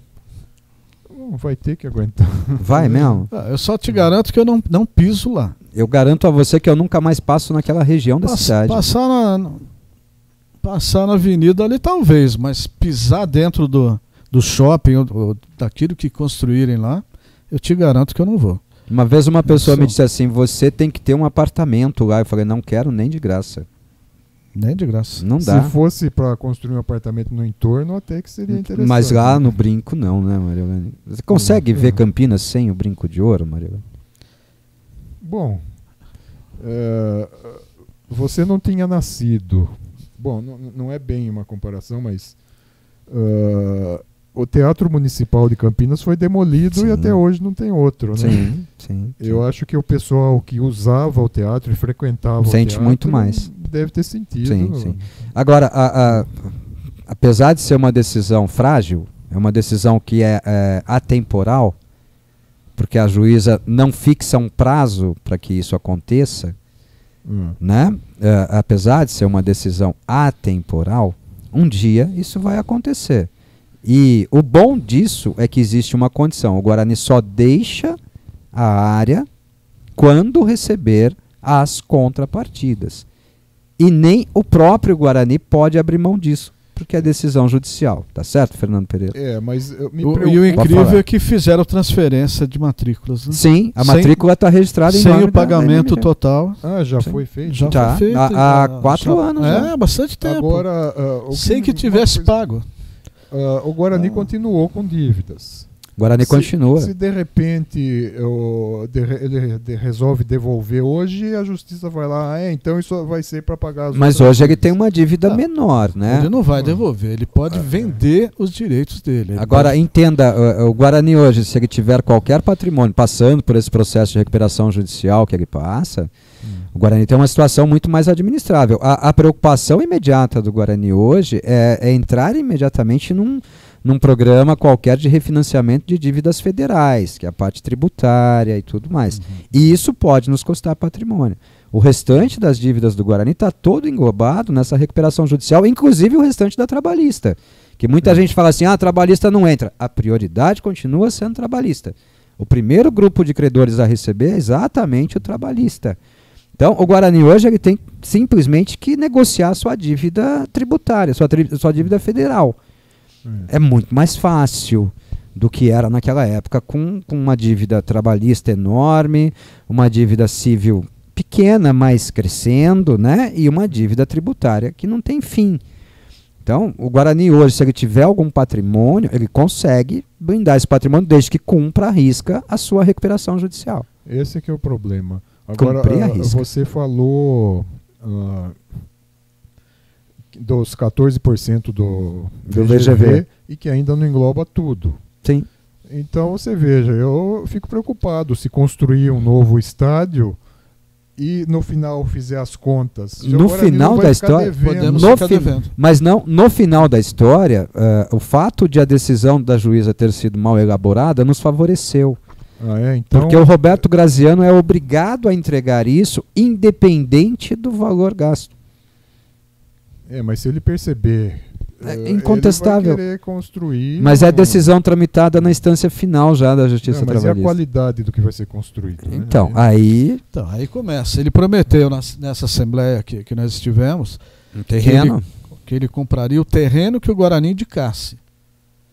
E agora inventaram de construir o estádio lá naquele terreno da Bandeirantes. Sob argumento de que o valor economizado no terreno traria benfeitorias ao novo estádio na qualidade dele. Mas não existe nada disso no papel. E o Guarani que vai fiscalizar o quanto ele vai gastar? Como ele vai fazer a obra? Isso não existe. Quer dizer, fazer um estádio naquele lugar, com toda sinceridade, é assassinar a torcida do Guarani. Eu não sei se vocês tiveram, com certeza tiveram, eu conheço bem, a oportunidade de ver a torcida indo pro Brinco num jogo grande pela Moraes Salles. Sim. Cara, você fica olhando pessoas com dificuldade de locomoção se arrastando pela avenida para chegar no Brinco de Ouro, para ver. Cara que desce no Terminal Central e vai pela Moraes Salles até lá embaixo. Eu fiz isso por muito tempo. Quem é que vai assistir jogo lá na PQP, lá no... Mas, Fernando, na verdade, esse é um processo de elitização do futebol. Totalmente elitizado. A arenização é isso. Um time terceirizado para passar na televisão. Um time como o Guarani não pode fazer isso. Mas Mas ele vai fazer. Ele vai fazer. A área usada para o estádio aquele projeto que apresentaram não vai ser aprovado. Não vai. Eu duvido que a Polícia Rodoviária vai admitir que faça a entrada de um estádio coincidindo com a saída deles. Eu duvido que e o pior quem é que cuida da estrada vai deixar fazer uma entrada de um estádio num trevo. Aí vai ter que construir outras áreas. Fazer um acesso. Se eles permitirem, eles vão fazer a entrada ser do outro lado, e quem construir o estádio vai ter que construir uma via marginal no anel viário. É parte das contrapartidas. Para a pessoa chegar, ela vai no anel viário, anda 1 quilômetro para frente para depois. Por exemplo, parte das contrapartidas que não estão claras, que será por conta do credor. Por conta dele. Pode cair para nós. Tá. Então, agora, a antiga estrada para Indaiatuba passa no fundo do terreno. Você tem que utilizar. Ali vai ser talvez o acesso. Você tem que utilizar. Mas eu acho que ali não vai comportar. Quem tem que mexer com isso agora são eles, né? Eles que pariram o Adão que o criem, né? Quem você chama de eles? Quem fez essa lambança, né? A questão das dívidas, eu falei, pode até ter um conselho de administração que equacione tudo e tal. Mas depois muda, vem outro, os resultados do campo são ruins. Tomara que não mude, né? Aparecem aventureiros lá falando que vão transformar o Guarani. Tomara que ao menos essa visão seja levada. Parece que vão alterar o estatuto e voltar ao esquema de diretoria. Então, essa é uma conversa que eu ouvi. É uma conversa que eu ouvi. Dizem assim, o estatuto torna o Guarani inviável. Eu falei, não. O Guarani é inviável desde que você não cumpra o estatuto. Nós temos alguns aprimoramentos que tem que acontecer. Eu diria a você que 30% do estatuto atual do Guarani tem que ser revisto.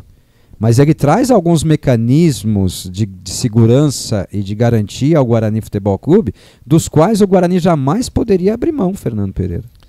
Eu acho que não chega a 30%, não. Eu acho que teve certas pessoas aí que odiaram o estatuto justamente porque ele bloqueava as mutretas. Sim. Até parece a política do Brasil. Eu sempre falei que o Guarani é uma miniatura de Brasília, né? Eu falo a mesma coisa. Então, as pessoas querem ter poder absoluto e ninguém controlando, ninguém fiscalizando, transparência mínima. Então, isso incomodou demais algumas pessoas. Mas esse estatuto, se você analisar, para o Guarani, ele trouxe aliás, uma segurança muito grande. Uma coisa que pouca gente sabe, o Guarani era obrigado a alterar o seu estatuto social para estar em conformidade com o novo Código Civil Processual Brasileiro. Sim, e havia um prazo e isso foi feito dentro do prazo. Dentro do prazo. Depois prorrogaram, mas nós seguimos a lei. Sim. Pode falar, Mariolane. Tem um outro problema que é o pequeno tamanho do quadro associativo, que é daí que tem que sair as pessoas, né? Esse é o maior problema do Guarani, material humano. O Guarani padece de uma absoluta falta de material humano. Me parece que o torcedor do Guarani não entendeu até hoje que o responsável pela manutenção do Guarani é ele. Eu costumo brincar aqui na rádio, e nós estamos excedendo um pouquinho o tempo aqui, eu costumo brincar aqui na rádio, Mariolane, dizendo assim, o torcedor do Guarani ele acha que tem que aparecer um mecenas a qualquer momento para resolver todos os problemas do Guarani. Quando, na verdade, o mecenas é o próprio torcedor do Guarani em bloco, participando das decisões efetivas e ativas do dia a dia do clube. Enquanto o torcedor do Guarani não entender que o único mecanismo de fiscalização e de manutenção do Guarani Futebol Clube disponível é o direito a voto, nós não vamos sair desse buraco que nós estamos. Mas eu acho, na minha opinião, o sócio torcedor, o sócio campeão e o sócio patrimonial deveriam se tornar uma coisa só. É uma discussão. Eu acho que a tendência é o processo de SAF ou o processo de clube-empresa, né, ou qualquer que seja o processo de profissionalização de gestão do futebol pelo qual o Guarani passe, ou os outros clubes passem, o processo de SAF ele acaba com o clube associativo. Né? Aí quem passa a ter alguma vinculação a isso é o futebol. Né? A SAF compra exatamente o futebol e o sócio torcedor ou o sócio campeão passa a ter alguma ingerência ali. Mas entenda, a SAF ou o clube empresa transformam o clube numa entidade privada totalmente privada. Né? Aí acaba isso, mas eu tenho um pouco de medo? Medo da SAF. Eu também. Vejam o seguinte, Nós temos hoje aí clubes centenários. Sim. Quantas empresas SA centenárias nós temos? Então, e mais uma questão. As pessoas elas acham que o processo de SAF vai transformar o clube em campeão. Mas todo campeonato só tem um campeão. Então, quando todos forem SAF, nós teremos um campeão e, eventualmente, ou necessariamente, SAFs serão rebaixadas. Sim. Né? E o dia que o dono da SAF cansar de tomar prejuízo, o que ele faz? Ele fecha a porta, cansei do brinquedo e vou embora? Esse é um debate que o torcedor, de modo geral, não está preparado para travar ainda. Aconteceu em Araraquara, o dono da Casa Bahia. Eles na verdade, venderam por conta própria para quem eles quiseram. Torcedor é um mero detalhe. Sim. Não tem que dar palpite. São Caetano é um outro exemplo, claro. Você sabe o que aconteceu no São Caetano? São Caetano virou SAF. A empresa que comprou a SAF do São Caetano, o dono da empresa foi preso. A empresa entrou em processo de liquidação por conta da prisão do seu proprietário e não tinha ninguém institucionalmente apto a tocar. Aí o que aconteceu? O patrocinador de camisa do São Caetano foi nomeado como representante da empresa, às pressas. Ele assumiu o comando da SAF e tocou o São Caetano da forma como ele foi tocado agora nessa Série A2. E terminou com um rebaixamento para a Série A3.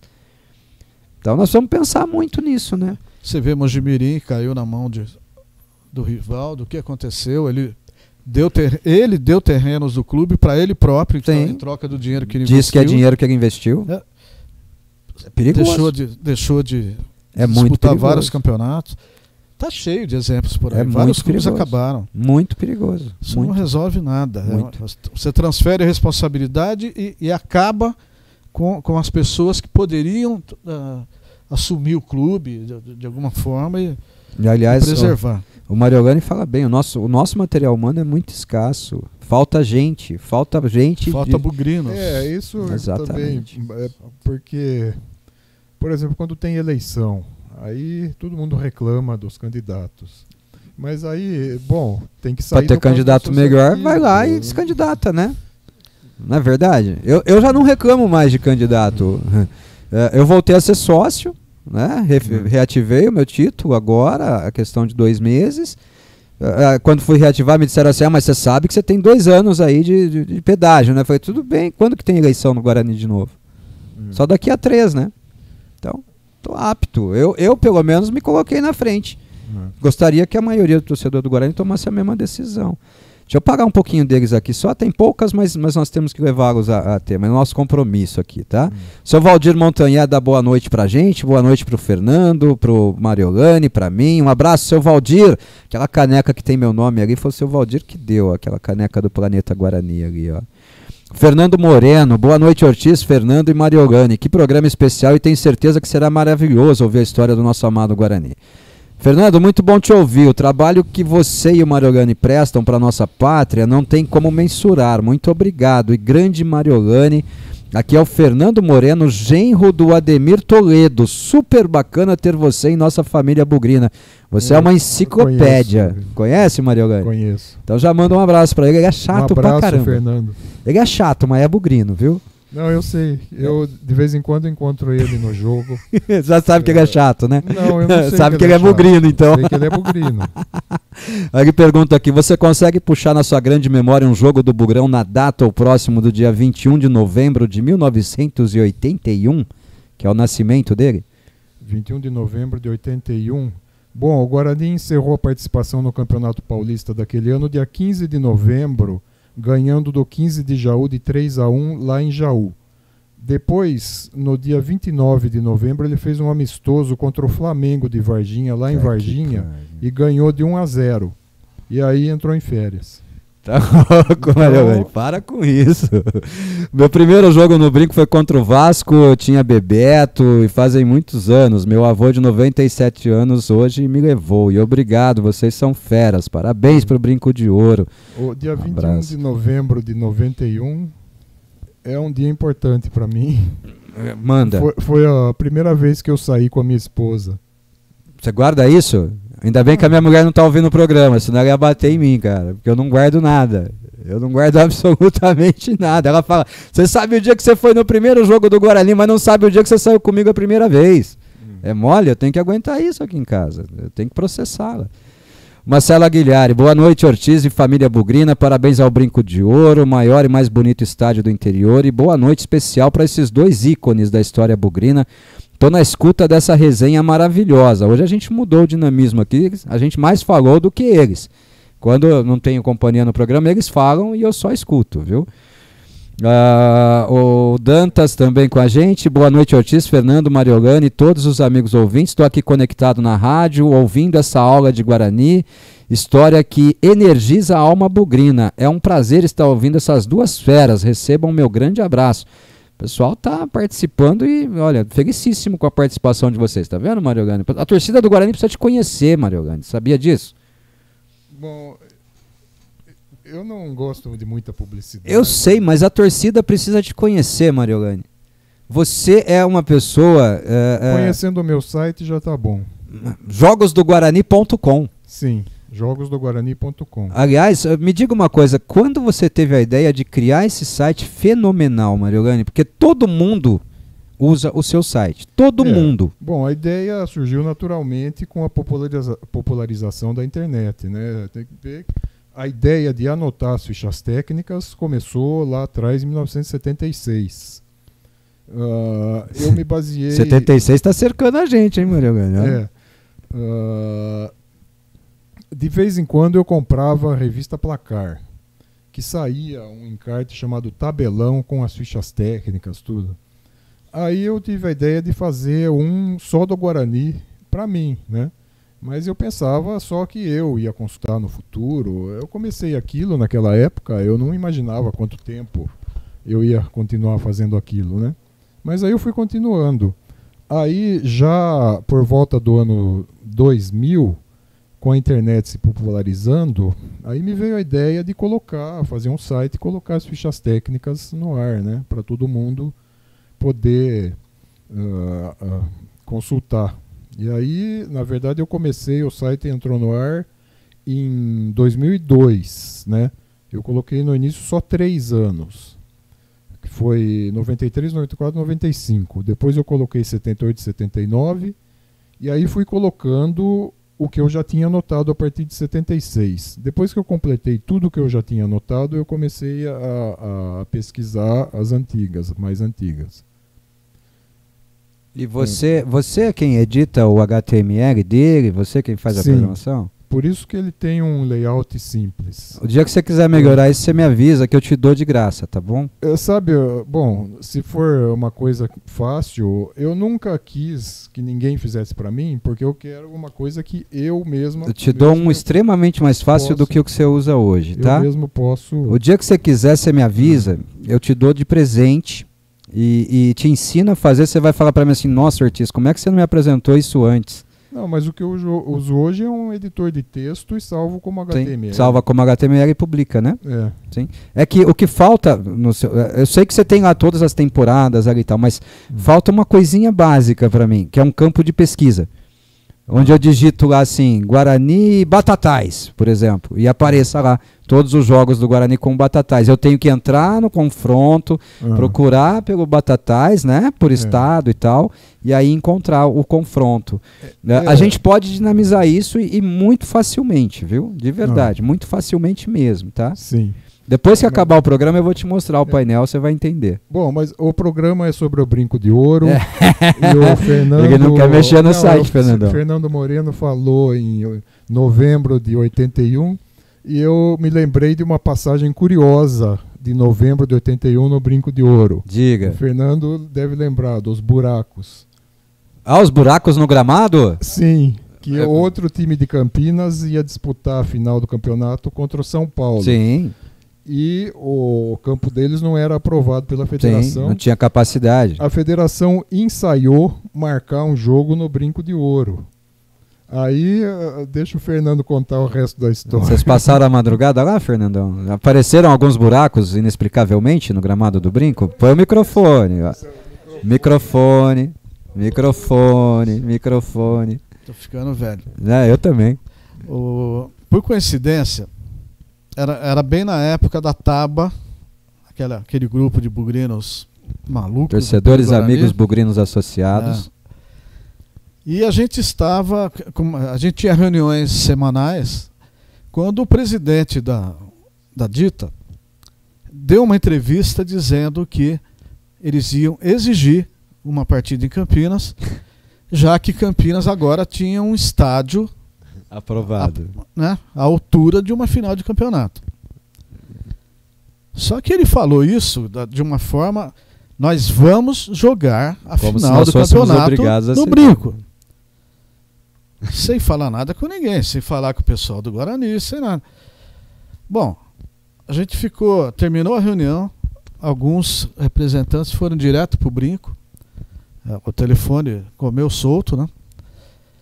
Teve uma reunião noturna lá no Guarani, eu não fui.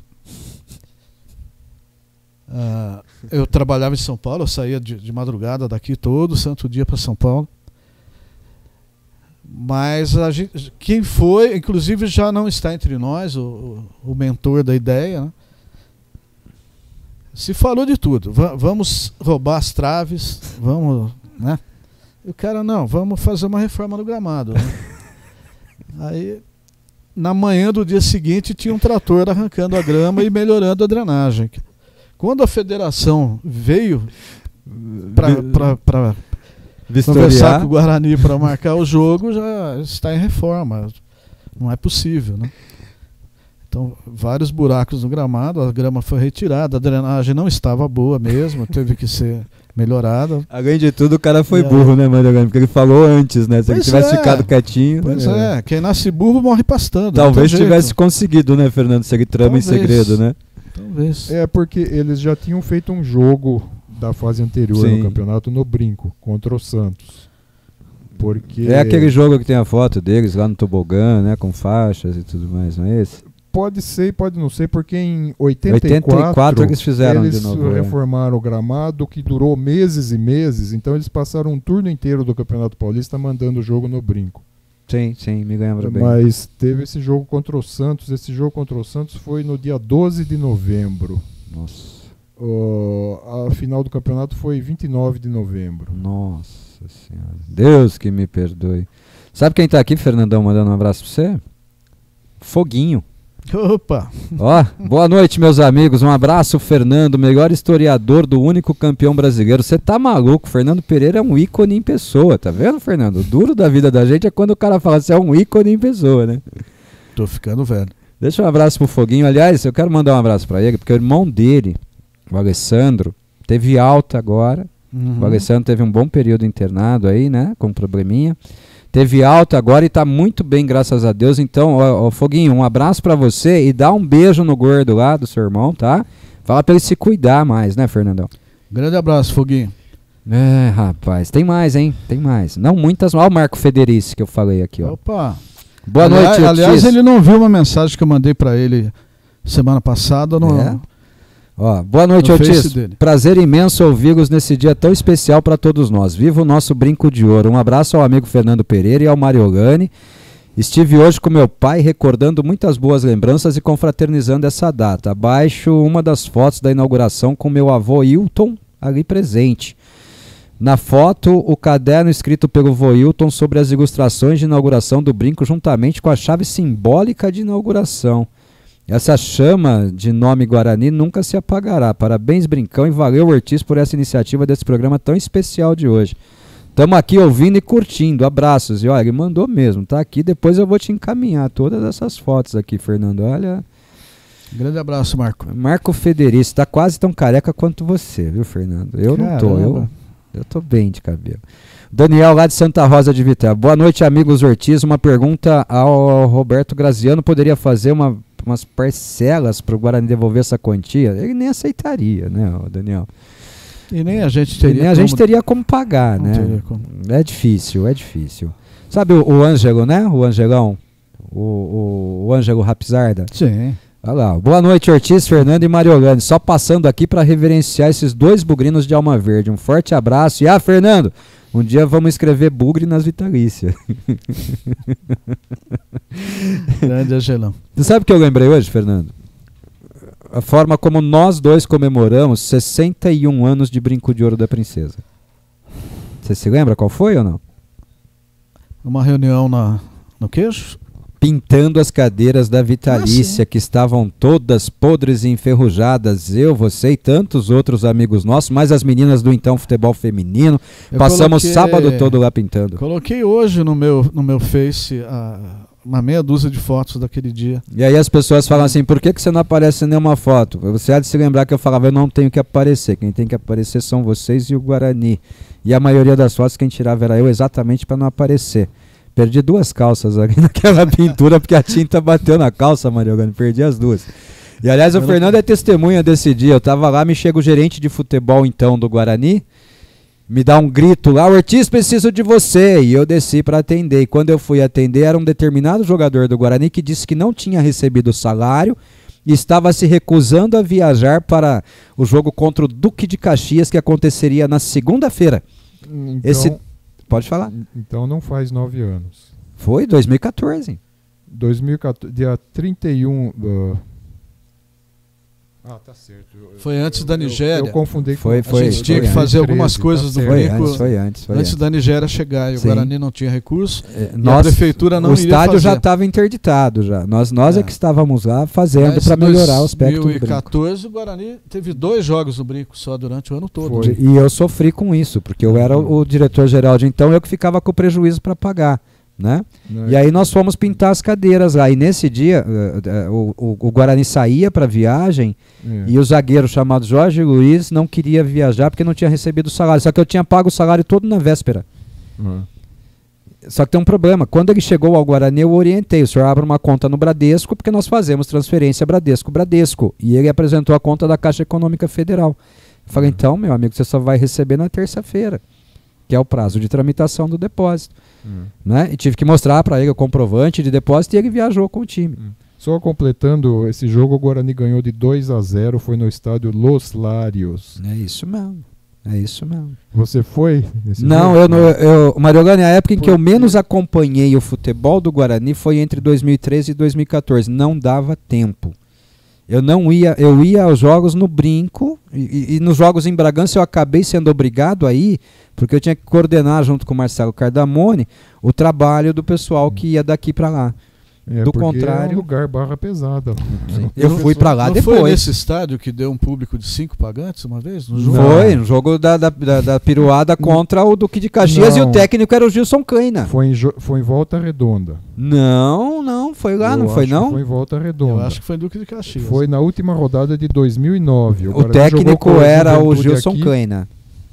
Isso eu já não sei. Mas... técnico do Duque de Caxias era o Gilson Caina. Duque de Caxias, sim. Nesse jogo deu 5 pagantes. Foi 4-1 pro Duque de Caxias. Graças a Deus. Eles, né? Graças a Deus. Um abraço, viu, Angelão? Tamo junto. O Ângelo tava ajudando a gente a pintar cadeira naquele dia também. O Rodrigo Bernardo, sabe o Rodrigo lá de Ribeirão Preto, claro, né? Que eu chamo de Ribeirão Verde, né? Salve, Ortiz, grande abraço para você e pro Mariogani e pro grande Fernando Pereira. Esse trio já fez muito mais pelo Guarani nos últimos 20 anos que todos os mesmos que estiveram no comando do queijo no mesmo período. Tá, nós. Estamos longe disso, mas fizemos algumas coisas, né, Fernando? Não vale nada, para muita gente não vale nada, mas fizemos algumas coisas, né? Tem gente que acha que não. O Eugênio lá do Flamboyant. Boa noite, Ortiz, passando para dar um abraço em vocês. Muito obrigado pela bugrinidade. Bugrinidade é tudo que nós temos para dar. Dinheiro nós não temos mais, né, Fernando? Acabou tudo, não acabou? Com a aposentadoria caiu pela metade. Sobrou a bugrinidade, né, Mariolane? Cada um faz o que tem aptidão, né? Eu não tenho aptidão para ser administrador. Portanto, eu não vou tentar. Então eu acho que se eu fosse querer ser administrador lá, eu ia fazer mais mal do que bem. Então eu faço o que eu sei fazer. Você tocou num ponto preciso agora, assim. Eu sou formado em administração de empresa e em direito. Quando eu fui trabalhar no Guarani entre 2013 e 2014 na gestão, tudo que eu aprendi eu tive que jogar no lixo. Porque você não pode empreender administração séria, correta. Tudo que você aprende você tem que jogar no lixo para poder trabalhar no Guarani. E o que mais me atrapalhou é exatamente o sentimento, o não aceitar isso, não aceitar aquilo, querer encontrar o melhor jeito para o Guarani. A gente tenta adaptar processos, né? Primeiro, para um administrador é impossível pagar uma folha salarial e não pagar o recolhimento dela. Descontar e não pagar. Descontar e não pagar. Isso é apropriação indébita. Qualquer gestor do Guarani pode imediatamente ser processado por apropriação indébita. Porque o Guarani ficou mais de 30 anos sem recolher. Agora, nos últimos meses, está recolhendo porque a recuperação judicial obriga. É 30 anos mesmo? Eu achava que era desde 2001. Não, Mariolani. Nós encontramos.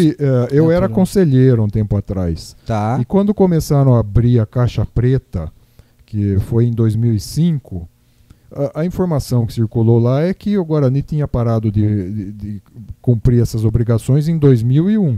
Nós encontramos a última guia de recolhimento de fundo de garantia feita pelo Guarani. Ela foi feita na gestão Luiz Roberto Zini, no ano de 1992. Foi um pagamento parcial de fundo de garantia do mês de dezembro. Mas o exercício do ano todo não havia sido recolhido já. Esse foi o último recolhimento que nós encontramos, assim, justificando. Depois nós temos recolhimentos... vou te explicar uma. O Romarinho, um jogador revelado na base do Guarani. Esse Romarinho, ele tinha entrado com um processo para ter os seus direitos, para ter a rescisão unilateral por conta do não recolhimento de fundo de garantia. E aí o presidente me falou assim: Ortiz, paga esse fundo de garantia. Eu falei, mas ele já entrou com processo, não adianta, vale a data do protocolo da inicial. Não paga. O Guarani não tinha dinheiro, eu paguei do meu bolso. Entrei lá na minha conta, peguei a guia, né? E aí você tem que gerar todas as guias, todas, para pagar uma, né? E gera uma multa para o clube porque gerou as guias e não pagou, inclusive. E paguei do meu bolso o FGTS do tal do Romarinho lá que estava atrasado. Depois, óbvio. E ele foi embora mesmo assim. Ele ganhou a ação. Entende? Então o Guarani recolhia assim, esporadicamente. Vai ter um processo, faz isso. E quando você gera a guia, entra como recolhido. Mas na verdade você não pagou, você só gerou a guia. Então isso é um desencontro. Mas o Guarani passou mais de 30 anos sem pagar. Isso é inaceitável para um gestor, para um administrador, cara. É inaceitável. Vai precisar escrever a história financeira e jurídica do Guarani também. Um dia. Para ver quem teve culpa de cada coisa. Porque o pessoal costuma culpar um ou outro. As pessoas têm as suas preferências. Sabe, Mariolani, eu aprendi... por assim dizer, mas precisa individualizar essa culpa por todo mundo que passou lá. Então, eu aprendi... Cada um com o seu quinhão lá. Eu aprendi que muita gente culpa o gestor, o presidente, e que muitas vezes o presidente não é o culpado. O culpado são aqueles que cercam o presidente. Eu vi presidente do Guarani sair do Guarani achincalhado, xingado, e esse presidente não tem nada hoje. Esse ex-presidente não tem nada hoje. Muita gente que o cercava, hoje, até alguns já se foram, mas hoje vivem muito bem. Muito bem. Imagino de quem você está falando, mas pelo menos incompetência... Ah, sim. Mas incompetência não é motivo para impeachment, né? O motivo para impeachment é a sacanagem. Não, mas é motivo para destituição. Sim. No estatuto, não. A incompetência não determina. Mas, cara, assim, muita gente culpa o presidente. O presidente é quem põe a cara. A verdade é essa. O presidente é o cara que põe a cara ali para tudo. Então a culpa vai cair sempre nas costas dele mesmo. Mas esse presidente tem muito pouca culpa. Aquele caso... Nós temos diretores jurídicos responsáveis pelo acréscimo de dívida do Guarani, dívida trabalhista do Guarani. Nós temos um diretor jurídico que nunca mandou um preposto ou um representante para tentar fazer um acordo, deixou o clube ser julgado à revelia. Esse diretor jurídico nunca apareceu, né? Aquele caso do Gilson... que acabou resultando no rebaixamento. $8 mil era a dívida do Guarani. Então, mesmo quando... sabe, como é que alguém pode ser bugrino e sabe que tem aquilo e sai do clube, mesmo que tenha sido e tocado, não avisa? E não avisa. Sim, sim. Porque quando chegou para a diretoria de então, que era do Leonel, a coisa já tinha sido julgada, não cabia sequer apelação.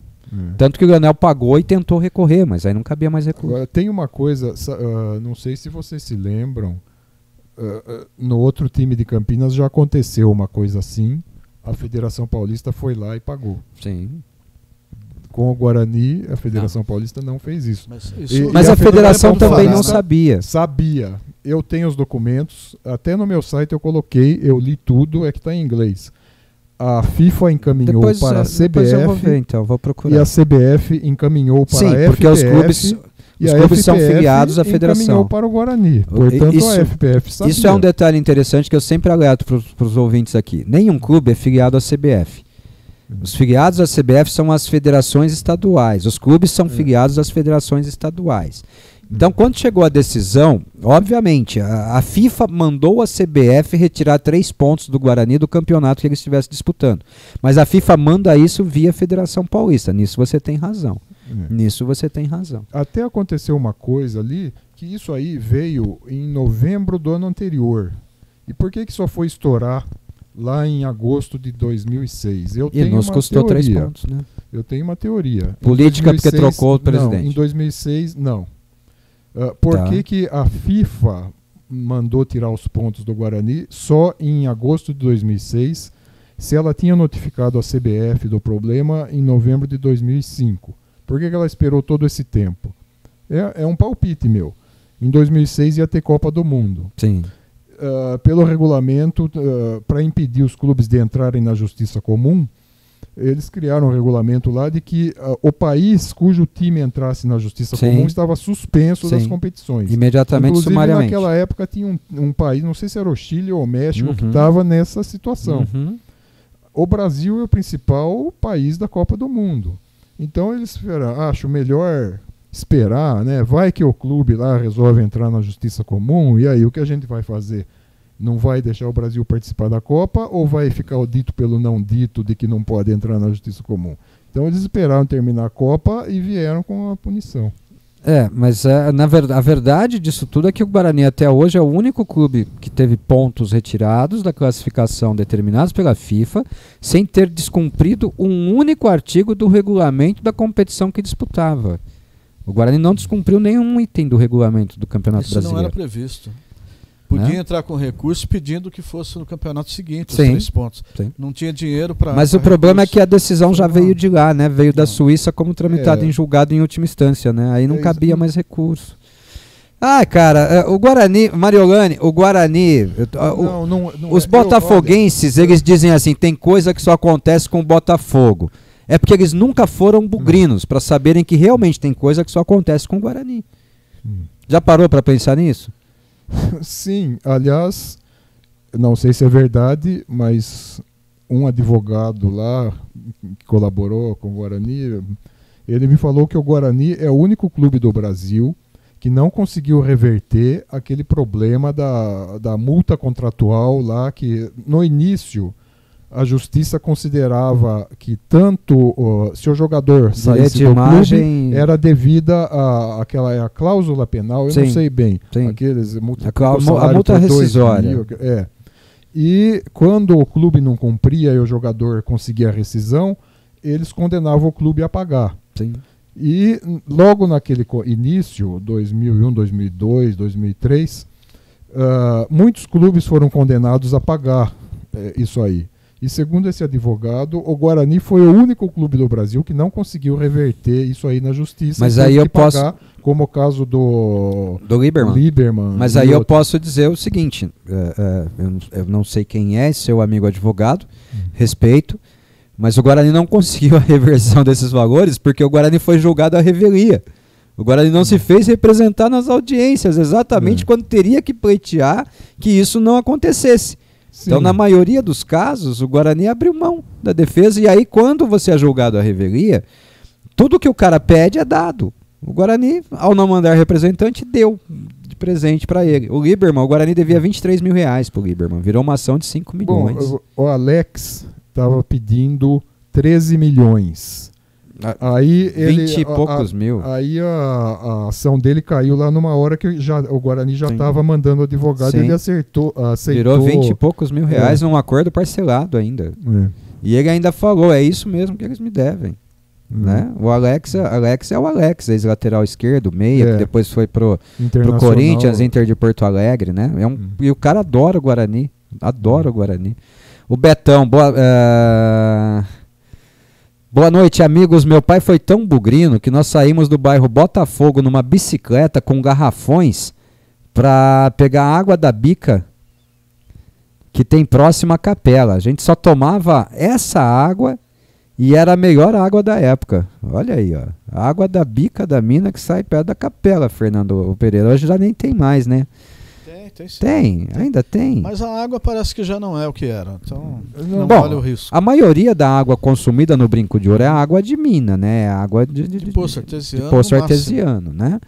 Então, o Guarani, o povo fala assim, vai cortar a água lá, Sanasa, pode cortar à vontade, porque a gente se vira com o que tem de água ali. Pouca gente sabe disso, mas a gente se vira mesmo, né? A Sanasa é que não pode saber. Dr. Pedro Bachi Jorge, da Clínica Sol. Sabe quem é o Dr. Pedro Bachi Jorge? Ele é filho do Pedro Jorge, da Ultragás. Sim. Patrocinador da Rádio Web Planeta Guarani, ele tá aqui com a gente, ó. Que programa, amigos. Parte da história da minha família, parte importante foi vivida lá. Meu avô Zalé era da diretoria nessa época de grandes reformas. Meus pais casaram na capela e o professor Mariolani, papai do Mariolani, deu aula para o meu pai. Ele sempre me conta como acabavam as aulas mais cedo para todos poderem ir ao brinco. Obrigado. Ó, e ele diz aqui, 6/10/1980 é quando eu nasci em Campinas. 5/10 houve um derby no Brinco de Ouro 0-0. Mas 8/10 o Guarani ganhou de 3-1 do São Paulo no Morumbi. Tá vendo? Já é melhor do que a minha lembrança. Aí, doutor Pedro, tá vendo? O patrocinador tem lembrança melhor do que a minha aqui, né, Fernandão? Doutor Pedro, um beijo no seu coração, meu querido. Dê um abraço na família toda aí, no Rafael Baixo Jorge, nas crianças todas aí. 80, viu? Né, o ano? 1980, 6/10/80. E a última mensagem aqui é do Eduardo, lá de Piracicaba. Ortiz, parabéns por esse ótimo programa. Você, o Fernando e o Mariolani estão fazendo pelo torcedor uma ação de utilidade pública e sem noção do tamanho. Muito obrigado. Eduardo, a verdade, nós temos noção do tamanho. A gente sabe a importância de levar a história do Guarani ou de falar dos feitos do Guarani para o torcedor da nova geração. Só que essa é uma obrigação que não é nossa. Essa é uma obrigação que é primeiro do clube. O clube é o tutor de toda essa história. Não somos nós. Nós fazemos porque amamos. O clube tem que fazer por obrigação. Ou eu estou errado, Fernando Pereira? Perfeito. Houve uma época que constava do Estatuto do Guarani a obrigação de ter uma diretoria de preservação histórica. Sim. Isso acabou saindo porque se entendeu que seria uma coisa tão óbvia que não precisava constar do Estatuto. Tá vendo como precisava? Bom, era diretoria cultural na época com a uma série obrigação de atribuições da preservação histórica. De preservação. Né? Para falar, Mariolani. Não, é que o fato de constar no Estatuto não significa que vai ser cumprido, claro, né? Claro. Tem toda a razão, tem toda a razão. Mas isso é algo que o Guarani deve há muito tempo. O Guarani não foi tutor da sua história. Vocês, lá nos anos 80, 90, é que se lançaram em busca do resgate da história do Guarani, né, Fernando? Por muito tempo se pregou que o Guarani tinha sido fundado por 1, por 2 ou por 4 pessoas. Por muito tempo se pregou isso no Brinco, né, Fernandão? Na verdade por 5, né? Muita diferença aqui. Opa, tá dando o celular do Mariolani tá tocando lá, pode ter certeza disso. Tô brincando, mas infelizmente, a gente começou a correr atrás disso quando os últimos fundadores partiram. Aí caiu a ficha. O que nós estamos fazendo aqui? Que estamos deixando os pioneiros partirem e não preservamos as histórias que eles tinham. Começamos a correr atrás dos que ainda restavam. Mas muita coisa se perdeu, infelizmente. Tanto é verdade, Fernando, que você diz que vocês, né, dizem no resgate histórico que ao menos 12 pessoas estiveram presentes na reunião de fundação do Guarani. Sim. Nós podemos ter mais do que isso, né, Fernando? Com certeza havia mais do que isso, mas só de crianças a gente tem aí uma meia dúzia de nomes de pessoas que afirmavam isso. Até a família do Iório também. Mas nós né, traçamos uma linha, o mais jovem que constou como fundador foi o Pompeu de Vito, que tinha 15 anos, mas já assumiu um cargo na diretoria e com 18 anos foi presidente do clube. Quem tinha menos de 15 a gente considerou como uma testemunha da fundação. Sim. Assistiu, mas não... Sim. Guarani não tinha um time infantil. Né? Mas ainda assim é possível que nós tenhamos tido mais pessoas e infelizmente o tempo passa e as pessoas não se lembram.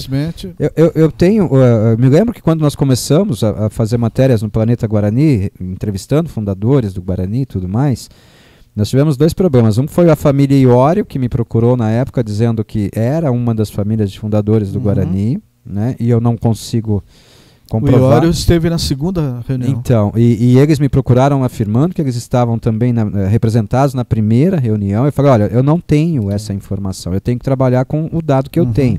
E o segundo foi uma confusão de Antônio De Luca, né? Que você se lembra, né? Que você quase me trucidou quando você leu a primeira. E aí eu tive que fazer a segunda lá, né? Com o De Luca de fato. As filhas do primeiro me ligaram. Você viu que o artista está falando? Nossa, eu tive que pedir perdão de joelhos para elas. Porque ali, o segundo era criança também 12 anos. Tinha 12 Se ele estava lá com 11 para 12 anos, no máximo foi uma testemunha. Não, foi o que eu disse até ao Sérgio, que foi quem nos deu a entrevista naquela época, né? Eu expliquei, eu falei, olha, pela idade dele, nós já podemos dizer que não, mas o meu pai passou a vida inteira dizendo que era fundador do Guarani. Eu falei, cara, tudo bem, eu entendo, mas o Antônio De Luca relatado aqui não é o seu pai, é essa pessoa. E aí eu corrigi imediatamente, fui até a família, que é a família Stefanini, né? Da Raquel. O Vitor Stefanini é um dos fisioterapeutas do Guarani Futebol Clube, integrado ao departamento de futebol profissional. E a Raquel é uma bugrina de 18 costados, né, Fernando? Então, não tem nem o que falar. Conheci elas lá, fui muito bem recebido por elas. Deram uma entrevista maravilhosa pra gente, contando detalhes na época e tal. É uma pena que eu não consegui seguir com aquele projeto. Porque aquele projeto queria realmente trazer depoimentos das 12 famílias, né? Mas eu desisti porque eu encontrei um representante, não vou falar o nome da família, mas eu encontrei um neto de um dos fundadores, e a gente tão empolgado para fazer a entrevista com ele, um dia ele me chamou e falou assim, olha, a única coisa que eu lembro do meu avô é que ele não gostava muito de ir no campo, não, e ele ficava na janela de casa, a família morava ali na rua Uruguaiana, no bosque ali, e ele ficava na janela de casa, quando o povo passava vindo do campo, ele perguntava quanto tinha sido o jogo. É a única coisa que eu lembro do meu avô. Aí eu desisti, Fernando, de fazer o resto do material. Eu falei, poxa, né? A gente merece mais, né? A gente precisa de um resgate melhor que esse, né, Fernandão? Infelizmente, não foi possível. Quando a gente inaugurou aquele marco no local da Fundação do Guarani, lá no Largo Carlos Gomes, havia outros fundadores vivos e a gente não sabia. Pois é. Pompeu e só Vicente. Só estavam Pompeu e Vicente. Então, né? Eles foram. O Pompeu e o Vicente haviam tido um contato com um outro fundador. Ninguém perguntou, eles também não falaram nada. E a gente levou apenas o Pompeu e o Vicente para a praça. Inclusive o Giardini era vivo. O Giardini era vivo e o Bertone era vivo. Sim.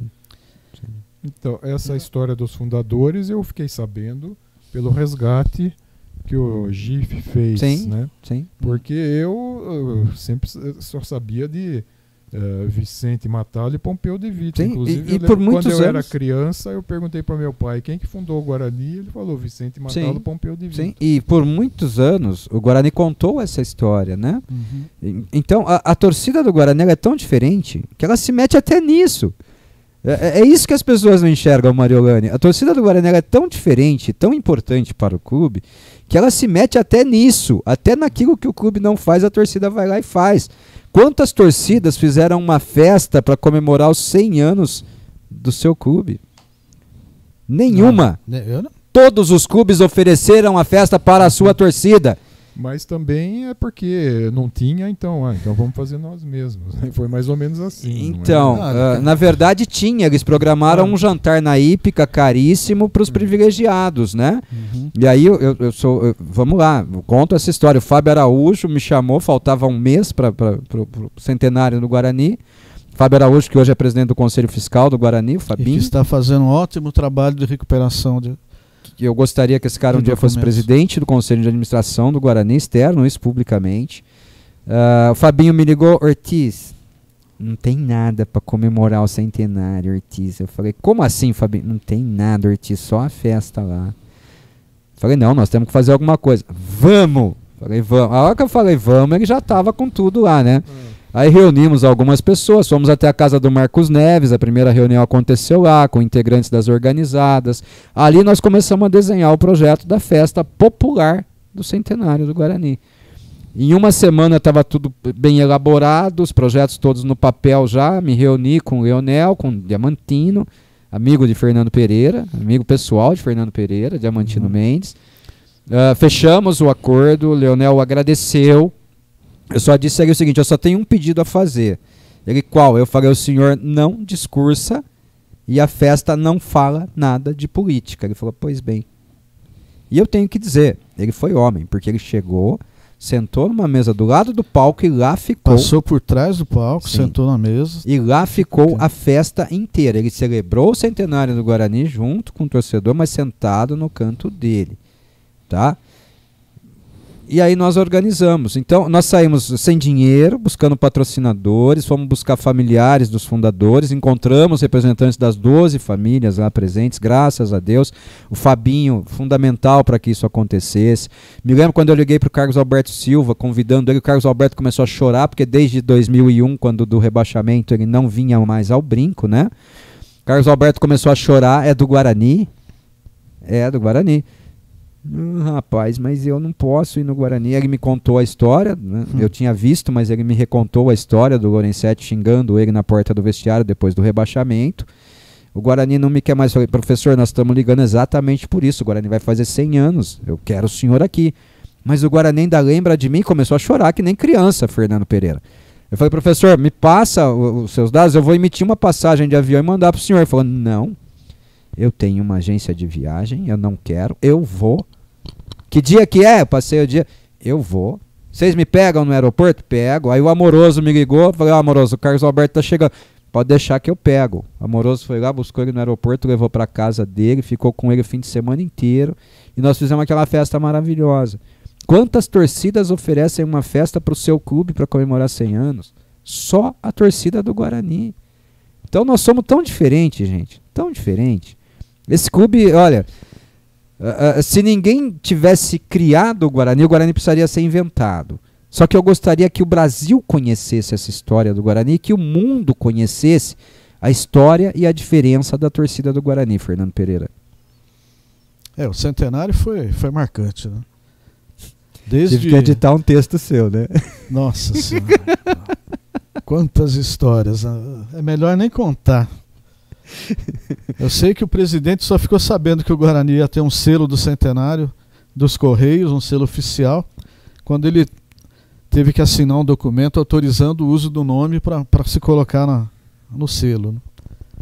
Se dependesse do... Aliás, ele nem sabia que o presidente do Correio era bugrino, né? Mas a gente quis fazer a coisa sem usar o poder do presidente do Correio, porque havia um órgão nos Correios e Telégrafos encarregado de definir quais seriam os selos a serem publicados. Eu fiz uma revista, cara, em um dia, em 24 horas. Tá? Varei a noite montando a revista. É aquela dos 50 anos? Não, uma revista para uma reunião dos Correios lá em Brasília. Lá que o Macedo, que foi o cara que fez toda a intermediação, né? Ele ia participar dessa reunião, ele me ligou, eu preciso levar alguma coisa que conte a história do Guarani. Eu montei uma revista, mandei imprimir eu não lembro se eram umas 10, o número de pessoas era próximo disso. Pô, fizemos a impressão rápida, montamos a revista, ele levou os 10 exemplares, deu um na mão de cada um, fez lá uma explanação sobre sobre o selo que a gente pretendia fazer, foi aprovado na hora, sem envolver o presidente dos que Correios. Era Bugrino. Porque se ele dá a canetada, ele ia perder a credibilidade, o respeito dos funcionários que recebem para isso. Né? Lógico. E deu tudo certo, graças a Deus. Né? E aí aquele marco do centenário lá atrás. O obelisco, semelhante ao obelisco que existia do Tosi, né? No Pastinho. O Tosi tinha o sonho de fazer aquilo. E eu me lembro do dia que ele chegou com o obelisco lá, né, pedindo para colocar. Lembra, Fernando? A emoção do Tosi ali, ó, poder fincar aquele obelisco na entrada da capela. Foi uma correria também. A gente saiu correndo, em 2 dias arrumamos quem fizesse assim, numa semana, e foi feito. As pessoas não imaginam isso, Fernando. Aquelas placas que a gente distribuiu para os homenageados também foi uma coisa... Montei em casa o desenho e a Saberdoc fez... Manda que a gente faz, vamos lá. 2 dias estava tudo pronto. O Tosi pagou do bolso, porque o clube não ia pagar nada. E eu me lembro que eu precisava de alguém que assinasse. Sim. E eu não queria que fosse o Leonel. E eu cheguei ao Tosi e falei assim... O Tosi assinou, o Leonel foi brigar com... o Tosi era o diretor cultural do Guarani, mas o Leonel queria assinar, e o Tosi já tinha assinado, né? Ele falou, é minha função, como diretor cultural, lógico. Eu estou autorizando uma... Eu não falei para ele que eu não queria pedir a assinatura do Leonel, ou Mariolani, e pedi para ele assinar. Ele foi lá e assinou todos os cartões de presente ali, né, para os homenageados da festa, né? E o Leonel descobriu. Aí o Leonel foi cobrar por que é que ele tinha assinado. Bastava ele dizer, eu não sabia que você não tinha sido procurado, era a função dele. Ô Mariolani, a Magda tá mandando aqui uma pergunta, ó. Olá, Planeta Guarani, tô ouvindo o programa aqui com o Fernando e o Mariolani, tá muito bom. Pergunte para o Mariolani o que aconteceu no dia 27 de outubro de 1981. Eu conheci a Magda. É o dia mais feliz da sua vida? Bom, dia 27 de outubro foi o dia que nós nos conhecemos. Nós começamos a namorar no dia 27 de novembro. Um mês depois, Mariolani? É. Você demorou para convencer ela a te namorar, assim? Um mês? Não, no início é que a gente não encontrava sempre e tal. Foi... Mas um mês você acha bastante? Eu acho. 27 de outubro de 1981. Eu vou anotar essa data e todo dia 27 de outubro de 1981, 27 de outubro de agora em diante, eu vou te mandar uma mensagem dando parabéns porque você vai comemorar tantos anos de ter conhecido a Magda. E agradeça a Deus por ter conhecido ela, viu, Mariolani? Mudou a sua vida. Eu sempre lembro. Né? Não, mas quantos anos você enrolou até casar? Bom, eu casei no dia 6 de janeiro de 89. 8 anos? 7. Tá fácil. Sabe quantos anos faz que a minha noiva me enrola? 13. Então, eu nem sabia que... Eu pensei que você era casado. Não, 13 anos, Mariolani, que ela me enrola. E é ela quem não quer casar. Todo mundo fala, você não quer casar. É ela. A culpa é dela. Magda, tô devolvendo o seu marido pra você já, viu? Eu falei pra você que era melhor começar às 7, tá vendo? O Marcelo, boa noite. O Fernando lembra do jogo da seleção brasileira feminina no Brinco? Eu lembro que vi quando era criança na TV Bandeirantes, quando o futebol feminino nem era o que é hoje. Seleção feminina jogando no Brinco, Fernando, lembra? Seleção feminina fez 4 partidas no Brinco por um torneio Brasil Cup. Esse torneio era para ser em outro, não me lembro exatamente onde, em outro estado. E em cima da hora deu um problema e precisava de um local e eles alugaram então, o Brinco de Ouro. E tinha a Rússia, a Ucrânia, Estados Unidos e Brasil. Era um quadrangular. O Brasil foi campeão? O Brasil foi vice-campeão. Os Estados Unidos foi campeão. Que ano foi isso? Não vai lembrar, né? 90. Bom, 90 e alguma 94, coisa. Depois a internet 96. Nos conta. 96, eu 96? Acho. Depois acho a internet nos conta. Mas, Fernando, acho que é isso. A gente está terminando o programa, conseguimos pagar todas as mensagens. Eu vou liberar o Mariolani para Magda. Né, eu só vou deixar uma informação que eu fiquei devendo. Quem fez o primeiro gol em derby, né, foi no Brinco. Do Guarani. Dido. E já que nós desviamos para assuntos administrativos, cara, políticos, todo o programa aqui acaba assim. Vamos falar um pouco derby no Brinco. A maior goleada dos jogo derbys. foi no Brinco, Guarani 6-0, um amistoso no dia 5 de junho de 1960. Então me explica por que esse jogo ficou chamado de Jogo do Cabrita. Bom, ele fez gols naquele jogo. Ele estreou naquele jogo. Como é que os bugrinos olhavam para os inimigos lá na época? O que eles faziam no dia seguinte? Bé. Era isso? Isso por causa pelo jogo do bicho, sei, porque... Desculpa ter te interrompido, pode mas contar. Mas é o 6, né? O 6 é cabrito. Tá. Pode continuar contando. E a maior goleada em jogos oficiais, porque esse 6-0 foi um amistoso. Também foi do Guarani, 5-1 pelo Campeonato Paulista de 55 no Brinco. Mariolane, aproximadamente por quantos anos o Guarani representou Campinas na elite do futebol paulista? Você diz só o Guarani? Só o Guarani. Foi 50, 61, 62, 63, 64, 65, 66, 67, 68, 69. Aí 69 acontece aquele incidente. 88, 89. Agora tem aquela polêmica que fizeram um campeonato que os clubes se recusavam a enfrentar. Não é isso aí. Isso eu não estou considerando isso aí. Não. Foi eliminado. Em 91 e 92 tinha o módulo azul e módulo amarelo, mas havia acesso e descenso entre eles. Então, eu considero que quem estava no módulo para o qual tinha descenso estava na divisão inferior. Sem dúvida. Então, 91, só o Guarani, em 92 eles ainda... Não sei se você se lembra, quem subia já ia na fase final do... Então 91, depois 96, 97, 98, 99... Bom, acho que já perdeu a conta, né?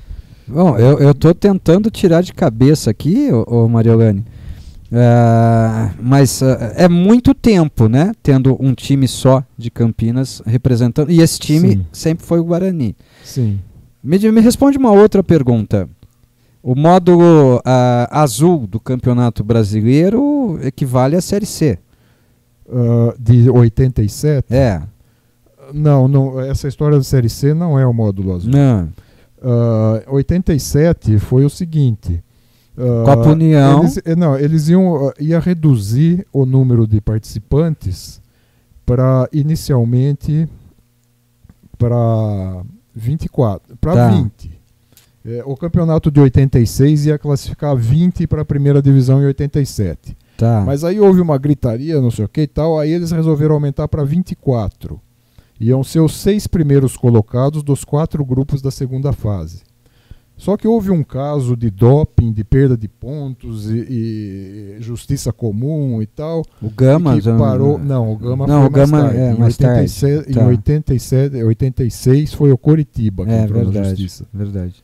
Aí a CBF resolveu classificar mais times para a segunda fase e aumentar o número de times que ia compor a primeira divisão em 87 para 28. Né? Nisso, o outro time de Campinas nessa fase eram 4 grupos de 9 times, os 7 primeiros de cada grupo comporiam a primeira divisão em 87 e os 2 últimos de cada grupo iriam para a segunda divisão em 87. O outro time de Campinas ficou, acho que até em último no grupo deles lá. Sim. Só que aí o Botafogo do Rio também ia ser rebaixado. E, na minha opinião, o presidente da CBF era Otávio Pinto Guimarães, torcedor do Botafogo. Sim. Aí ele apareceu no começo de 87 com uma história de que não ia ter campeonato brasileiro porque a CBF não tinha dinheiro para organizar. Aí juntaram o Clube dos 13 lá e falaram, tá bom, então o Aidar já gostava muito do Guarani, né? Nós vamos fazer o campeonato só com nós, né?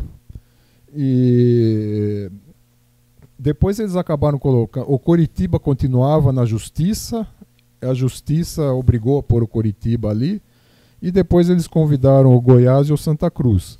Só que eles não eram primeira divisão, né? Ou eles faziam uma liga pirata, um campeonato à parte, ou eles tiveram que concordar. Aí entrou o vice da CBF, que era o Nabi. Isso é uma outra história, porque o Nabi era para ser o presidente e outro era vice. No dia da eleição eles trocaram porque eles tinham medo de um empate, e no empate elegia o mais velho, e o Otávio Pinto Guimarães era mais velho que o Nabi. Não, era mais velho que o outro candidato, que o Giolite Coutinho. Aí o Nabi fez essa proposta de 2 módulos. Um módulo que era do da Copa União, Clube dos 13, e outro módulo com os outros times que estavam entre aqueles 28 que se classificaram para a Série A de 87 e que o Clube dos 13 queria deixar de fora. E depois ia ter um quadrangular final para decidir quem era o campeão, quem ia ficar com a Copa Brasil, que é aquela taça das bolinhas, e quem ia para a Libertadores, né? Então teve o módulo verde e o módulo amarelo, que eram a primeira divisão. O módulo azul e o módulo branco eram segunda divisão, mas não tinha acesso para a primeira divisão. Então isso foi... Acontece... Eles jogaram o azul ou o branco? Eu acho que o azul. Foi o azul? Mas não valeu de nada aquilo lá, porque depois...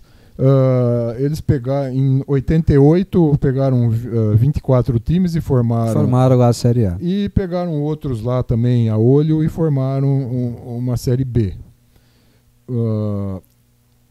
Em 89, deixa eu ver, é isso mesmo. Em 89, a CBF ampliou a Série B, foi disputada por 96 89 times. É o ano que nós somos rebaixados, né? Sim, nós somos rebaixados da A para B. Sim, mas é o primeiro rebaixamento da história do Guarani, sim, né? Em 89 a CBF fez uma Série B com 96 times. O outro time de Campinas no meio desses 96. E decidiu que os 24 primeiros iam continuar na Série B em 90. E os outros iam formar a Série C, que até então não existia. Não existia. E eles não ficaram entre os 24 primeiros, eles ficaram nos outros. Sim. Então, em 1990, eles disputaram a Série C. O equivalente à Série C. E eles, de certa forma, eles foram rebaixados. Sim. Né? Teve os 24 que continuaram e os outros foram rebaixados para C. Então, peraí. Perderam o estádio por dívida, lá na década de 30. Jogaram a Série C muito antes do Guarani. No primeiro ano da... Se você não... Em 1981... A inauguração da Série C teve ele. Em 1981 houve taça de bronze. Sim. Então eles consideram isso como a primeira Série C. Mas Série C mesmo, como campeonato, eles disputaram a primeira. Aí, aí eles disputaram e não subiram em 90.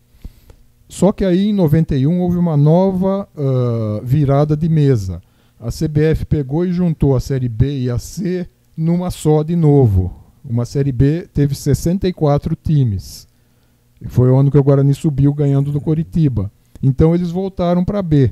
Aí de novo naquele ano, os 24 primeiros vão formar a Série B o ano que vem, e dessa vez eles ficaram entre os 24 primeiros. Então escaparam. Eles ficaram na B em 92. Bom, continuando, em 95 aí não teve mais essas coisas. A Série B se manteve com 24 clubes por esse tempo. Em 95 eles foram rebaixados, caíam só 2. Eles e o Democrata de Governador Valadares foram rebaixados para a Série C. Só que o América de Rio Preto, que estava na Série B, desistiu do campeonato. E aí a CBF, em vez de pegar o terceiro colocado da Série C, resolveu anular o rebaixamento deles. Criou um critério de mérito lá que só a CBF conseguia criar, né? A história é meio suja, né, Mario Gana? Essa é uma parte da história que eles não contam, né? Parece que estão querendo... Eu vi alguma coisa, parece que surgiu essa coisa aí, dizendo... Eu aposto que são pessoas que não viveram aquela época. Mas o que eu gostei mesmo, Fernando Pereira, foi da ação ganha pelo Esporte Clube Rio Grande, né? Que ganhou uma ação de alguns milhões de indenização aí, pelo uso do selo ou da picha de clube mais antigo do Brasil, né, Fernando? A gente sabe que o Esporte Clube Rio Grande nunca interrompeu as atividades, né? Como clube, nunca. Deixou de disputar um campeonato enquanto fazia o estádio, mas a base jogava. Como clube, nunca. Isso é atividade ininterrupta. Isso é atividade de um clube. O clube tem 123 anos. E, aliás, o Esporte Clube Rio Grande tem, de fato, né, essa idade. Né? O futebol lá em Rio Grande não começou a ser praticado 2 anos depois da fundação do Esporte Clube Rio Grande, né, Fernando? Pois é, né? Só em Campinas isso acontece. Pois né? Você tem uma série de jornais de São Paulo dando os parabéns pelo primeiro jogo de futebol em Campinas em 1902. E diz aonde ele foi realizado, com quem foi realizado e por quem foi promovido, né, Fernando? Uma coisa que eu acho interessante, ultimamente, não sei se vocês já viram, estão tentando considerar o retrospecto do derby só mais do profissionalismo, recente, não sei o que e tal. Cara. O mesmo grupo de pessoas que faz tanta questão daquela data de fundação. Sim. É uma data que ninguém prova. Então, aliás, o The History Channel... Tem hora que a história vale, tem hora que não vale. O The History Channel fez um documentário, né? Há muitos anos. O The History Channel fez um documentário sobre o futebol brasileiro. E o principal historiador deles, né? Deu uma entrevista para o canal dizendo que era impossível comprovar a fundação naquela data, que não há documentos que comprovem. E, aliás, diga-se de passagem, como diria Neto, para se comprovar a fundação delas naquela data, o primeiro presidente teria 8 anos de idade. Ia completar 8 anos de idade naquele ano. Então, desculpa, é impossível, né? Mas tudo bem, deixa para lá. Bom, deixa pra lá.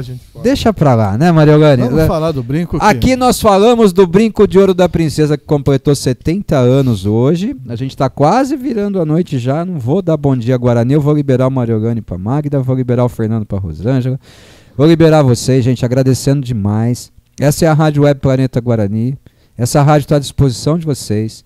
Se algum dia vocês quiserem falar algo sobre o Guarani, basta me procurar. Você não precisa nem vir. Hoje você precisa ouvir porque é importante por causa da data.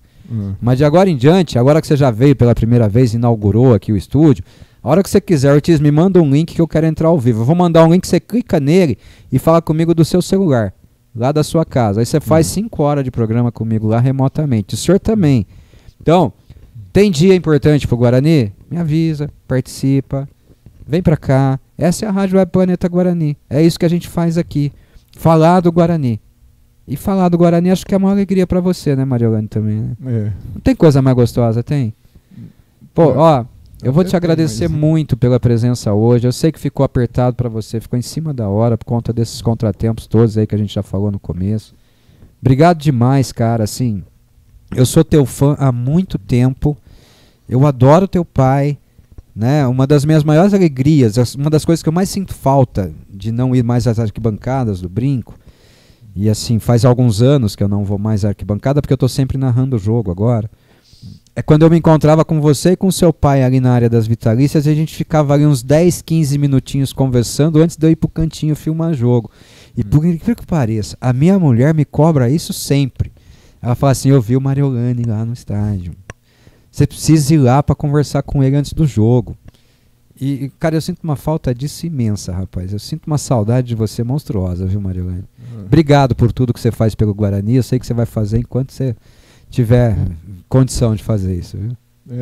De nada, eu faço por prazer, né? Por alegria, né? Manda um beijo pro seu pai, tá bom? Eu vou Manda um beijão pra ele. E fala que o aluno dele aqui já entregou que ele liberava todo mundo mais cedo pra ir pro Brinco ver o Guarani, viu? Eu não sei se é verdade isso. Dr. Pedro Baixi Jorge. Ele deve ter liberado 1 ou 2 vezes. Ele Tá fala que bom. sempre. Tá bom. Fernando Pereira, você também, você já é da casa, já veio uma vez aqui conosco. Agora, Fernando, use mais a rádio. Eu sei que você tem um projeto, pessoal. Uma vez a gente discutiu, né? Você falou assim, eu quero ser esquecido. Eu falei, você jamais será esquecido. Porque porque eu vou lembrar de você enquanto eu estiver falando, né? Eu sou mais jovem que você está com 68. 68, eu tô com 52. Então assim, eu acho que eu morro antes de você, porque eu fumo pra cacete, eu faço um monte de coisa, né? Não é por falta de aviso, né? Não é, mas eu acho que eu vou antes de você. Mas enquanto eu estiver aqui, eu vou falar de você. Enquanto eu pensar em Guarani, enquanto eu compartilhar algo de Guarani, eu vou falar de você. Então você tem a obrigação de estar aqui mais vezes. Você tem a obrigação de corrigir fatos históricos. Você tem a obrigação de me lembrar que eu estou falando besteira. Você tem essa obrigação e essa liberdade. Então, quando você quiser, amigo, liga para mim, manda uma mensagem lá no Messenger, chama no WhatsApp, fala assim, Ortiz, quero falar. O microfone é seu, você não precisa vir também, eu mando o link, você entra remoto lá da sua casa, viu? Obrigado, Ortiz. E a gente precisa conversar com o Celso, ver se ele pode também, de uma forma remota, quero muito participar, porque ele é um cara excepcional, pouca gente conhece, ele se mudou para Bragança já há bastante tempo. Mas eu quero que o Celso nos apresente um jogador da história do Guarani que poucos torcedores do Guarani conhecem ou já ouviram falar, que é Vilas Boas. Eu quero saber quem é esse cara, o que ele fez pelo Guarani, quantos gols fez, onde fez, quando jogou. Você sabe me dizer? Não é Vila Lobos? Vila Lobos, perdão. Ah, bom. Vila Lobos. Peruano. Quero que ele me apresente esse cara. Mas ele tá por aí? Não, mas eu quero que ele apresente esse cara para a torcida, assim. porque a torcida não conhece, Fernando. A torcida não conhece. Tem vários jogadores que precisam ser apresentados para a Então. torcida. Eu acho que o primeiro antigo seria o Joca. Nossa, o Joca de Valinhos? O Joca da estátua? É. Há muita gente aí que... Outro dia Então eu vou dar uma missão para vocês. O Bugrino colocou que a gente você se lembra aquele livrinho de 100 histórias da Rádio Lembro, do Bandeirantes? Centenário. Eu tenho alguns aí. Nós dois montamos aquilo, né? Ele falou, pô, a molecada não sabe quem foi Lolico, não sabe quem foi Greco, não sabe... Isso tem que ir de alguma forma para essa nova geração. Eu falei, eu vou desmontar um livro daquele e vou tentar colocar no grupo do Memorial do Guarani, um de cada vez. Eu vou te dar uma sugestão diferente, posso? Claro. Você, o Celso. Hoje a gente usa o WhatsApp para gravar áudio. Me manda um áudio contando, pelo menos um por semana, ou 2, ou 10 por semana, que você queira, contando a história desses caras. Áudio de 2 minutos, 3 minutos. Eu insiro aqui na programação e a gente vai apresentando essas pessoas ao torcedor mais jovem do Guarani. O que você acha, Mariolane? Topa? Topa? Topo. Então, fechado. Você também topa? Vamos ver como fazer isso. Então, o Celso também pode fazer. Áudiozinho do WhatsApp. E você está me devendo umas visitas aí, alguns pioneiros, né? Aí você já me ferrou. De cara. repente a gente grava isso à distância ou traz eles aqui. Fernando durante o Pereira dia. de Deus, como é que eu saio daqui? Olha o tamanho desse negócio, Fernando. Eu tô abraçado. Vamos Você conversar. sabe a que hora eu trabalho hoje? Vamos conversar com as filhas do Paulo Martorano, por exemplo, lá em Ribeirão. Ele fez 90 anos agora. Eu tenho programas segunda, terça, quarta, quinta e sexta. Eu faço programa do 12h30 até 1h30. Uhum. De segunda, quarta e sexta, das 8 às 10 da noite, às vezes até meia-noite. E de terça e quinta, das 9 às 11, das 7 às 9. Na Série B, geralmente tem um jogo ou no sábado ou no domingo. De repente, a gente consegue encontrar um dia de folga na semana. Isso quando eu não emendo programação na semana toda. Pode ser? Bom, vamos conversar. Vamos. O Dorival vai fazer 95 anos agora. Pô, Dorival a gente pode gravar aqui ou eu posso Pode gravar lá aqui. com O ele. Geraldo está com 94, uma coisa assim. Também. Os daqui a gente A consegue. gente consegue. Então, o Paulo lá de Ribeirão, a gente talvez, pelas filhas, a gente consiga fazer a distância. Ele tem histórias tentar. incríveis. Aliás, ele está cara. lúcido, pelo que eu soube. Tá bem lúcido. Ele teve uma queda, machucou. Ele Sabe tem quem eu problema de quero que joelho. você me traga um dia? A filha do Beisola. A gente consegue?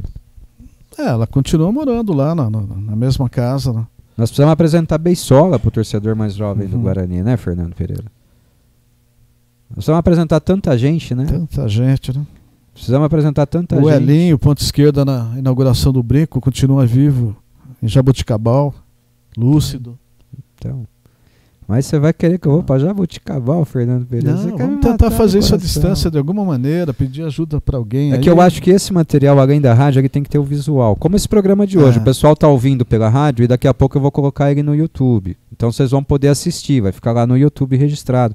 Eu acho que esse material merece o audiovisual, Fernando, merece o visual da coisa, né? Essas pessoas precisam ser mostradas além de ouvidas, né, Fernandão? Mas se ouvirmos já é um começo, né? Já é um começo. Vamos ver o que fazer. Vamos pegar isso de fato, né? Vamos pegar isso mais sério. Tá bom? Ok. Tá combinado? Combinado. E aí, lembrou a história de um jogador tal lá? Me manda um áudio. Ortiz, hoje eu quero falar do fulano que jogou no Guarani tal ano, tal. O cara foi até tal ano. O senhor também. Ortiz, hoje eu lembrei do cara aqui que fez o gol no dia do seu aniversário, por exemplo. Ó, tá vendo? Marcelo Vita. Aliás, eu encontrei com ele lá no churrasco da Taba. Encontrei com ele no churrasco da Taba lá em dezembro. Que pessoa maravilhosa. Eu tô devendo para ele, sabe o quê? Um convite para ele vir fazer um jogo comigo aqui, porque ele quer comentar um jogo conosco. Olha só. Olha o tamanho das dívidas que eu tô devendo, Fernando Pereira. Tô devendo mais que o Guarani já. Não seja caloteiro, hein? Tô devendo mais que o Guarani já. Fernandão, obrigado, meu irmão. Vai para casa, senão a Rosângela me mata e nunca mais te libera para mim. Ela tá acostumada, hein? Falou de Guarani, ela já sabe que não tem horário, né? Mariogani, vai pra casa, que daqui a pouco a esposa também não te libera nunca mais pra mim. Magda, tô te devolvendo ele agora, viu? Prazer enorme te receber de novo, viu, cara? Essa casa é tua, essa rádio é tua, tudo que você precisar aqui é teu, tá à sua disposição, é só pedir que obrigado. Tá à sua disposição mesmo, tá bom? Obrigado. Eu sei que você não quer falar do site lá, mas eu te mostro um jeito bem mais fácil que fazer de salvar em HTML. Tá bom? Vai dar um trabalhinho pra não botar tudo que você tem lá, né? Num site novo, mas nós consegue, viu? Gente, agradecendo demais, agradeço a vocês todos que entenderam a proposta um pouco diferente hoje, menos interação, menos mensagens, né? Mas hoje era um programa pra gente ouvir, muito mais do que falar. E, cara, eu consegui ouvir esses dois aqui falando por horas e horas, e por mim eu ficaria até amanhã aqui com eles. De coração, foi uma das coisas mais gostosas que eu já fiz aqui na Rádio Web Planeta Guarani. Falar com bugrinos dessa qualidade, gente que tem esse comprometimento, essa história e essa vida dedicada ao Guarani Futebol Clube. Então, eu ganhei o dia, eu tô bem pago e eu tô feliz demais. E agora a gente tem que encerrar porque eles precisam ir para casa, as famílias estão esperando. Então eu agradeço demais a todos que estiveram conosco ao vivo, a você que está na reprise, a você que está no YouTube, meu muito obrigado. E, como sempre, eu me despeço aqui dizendo assim, ó, até a próxima, se Deus permitir, mas que a próxima seja bem próxima. Valeu, gente!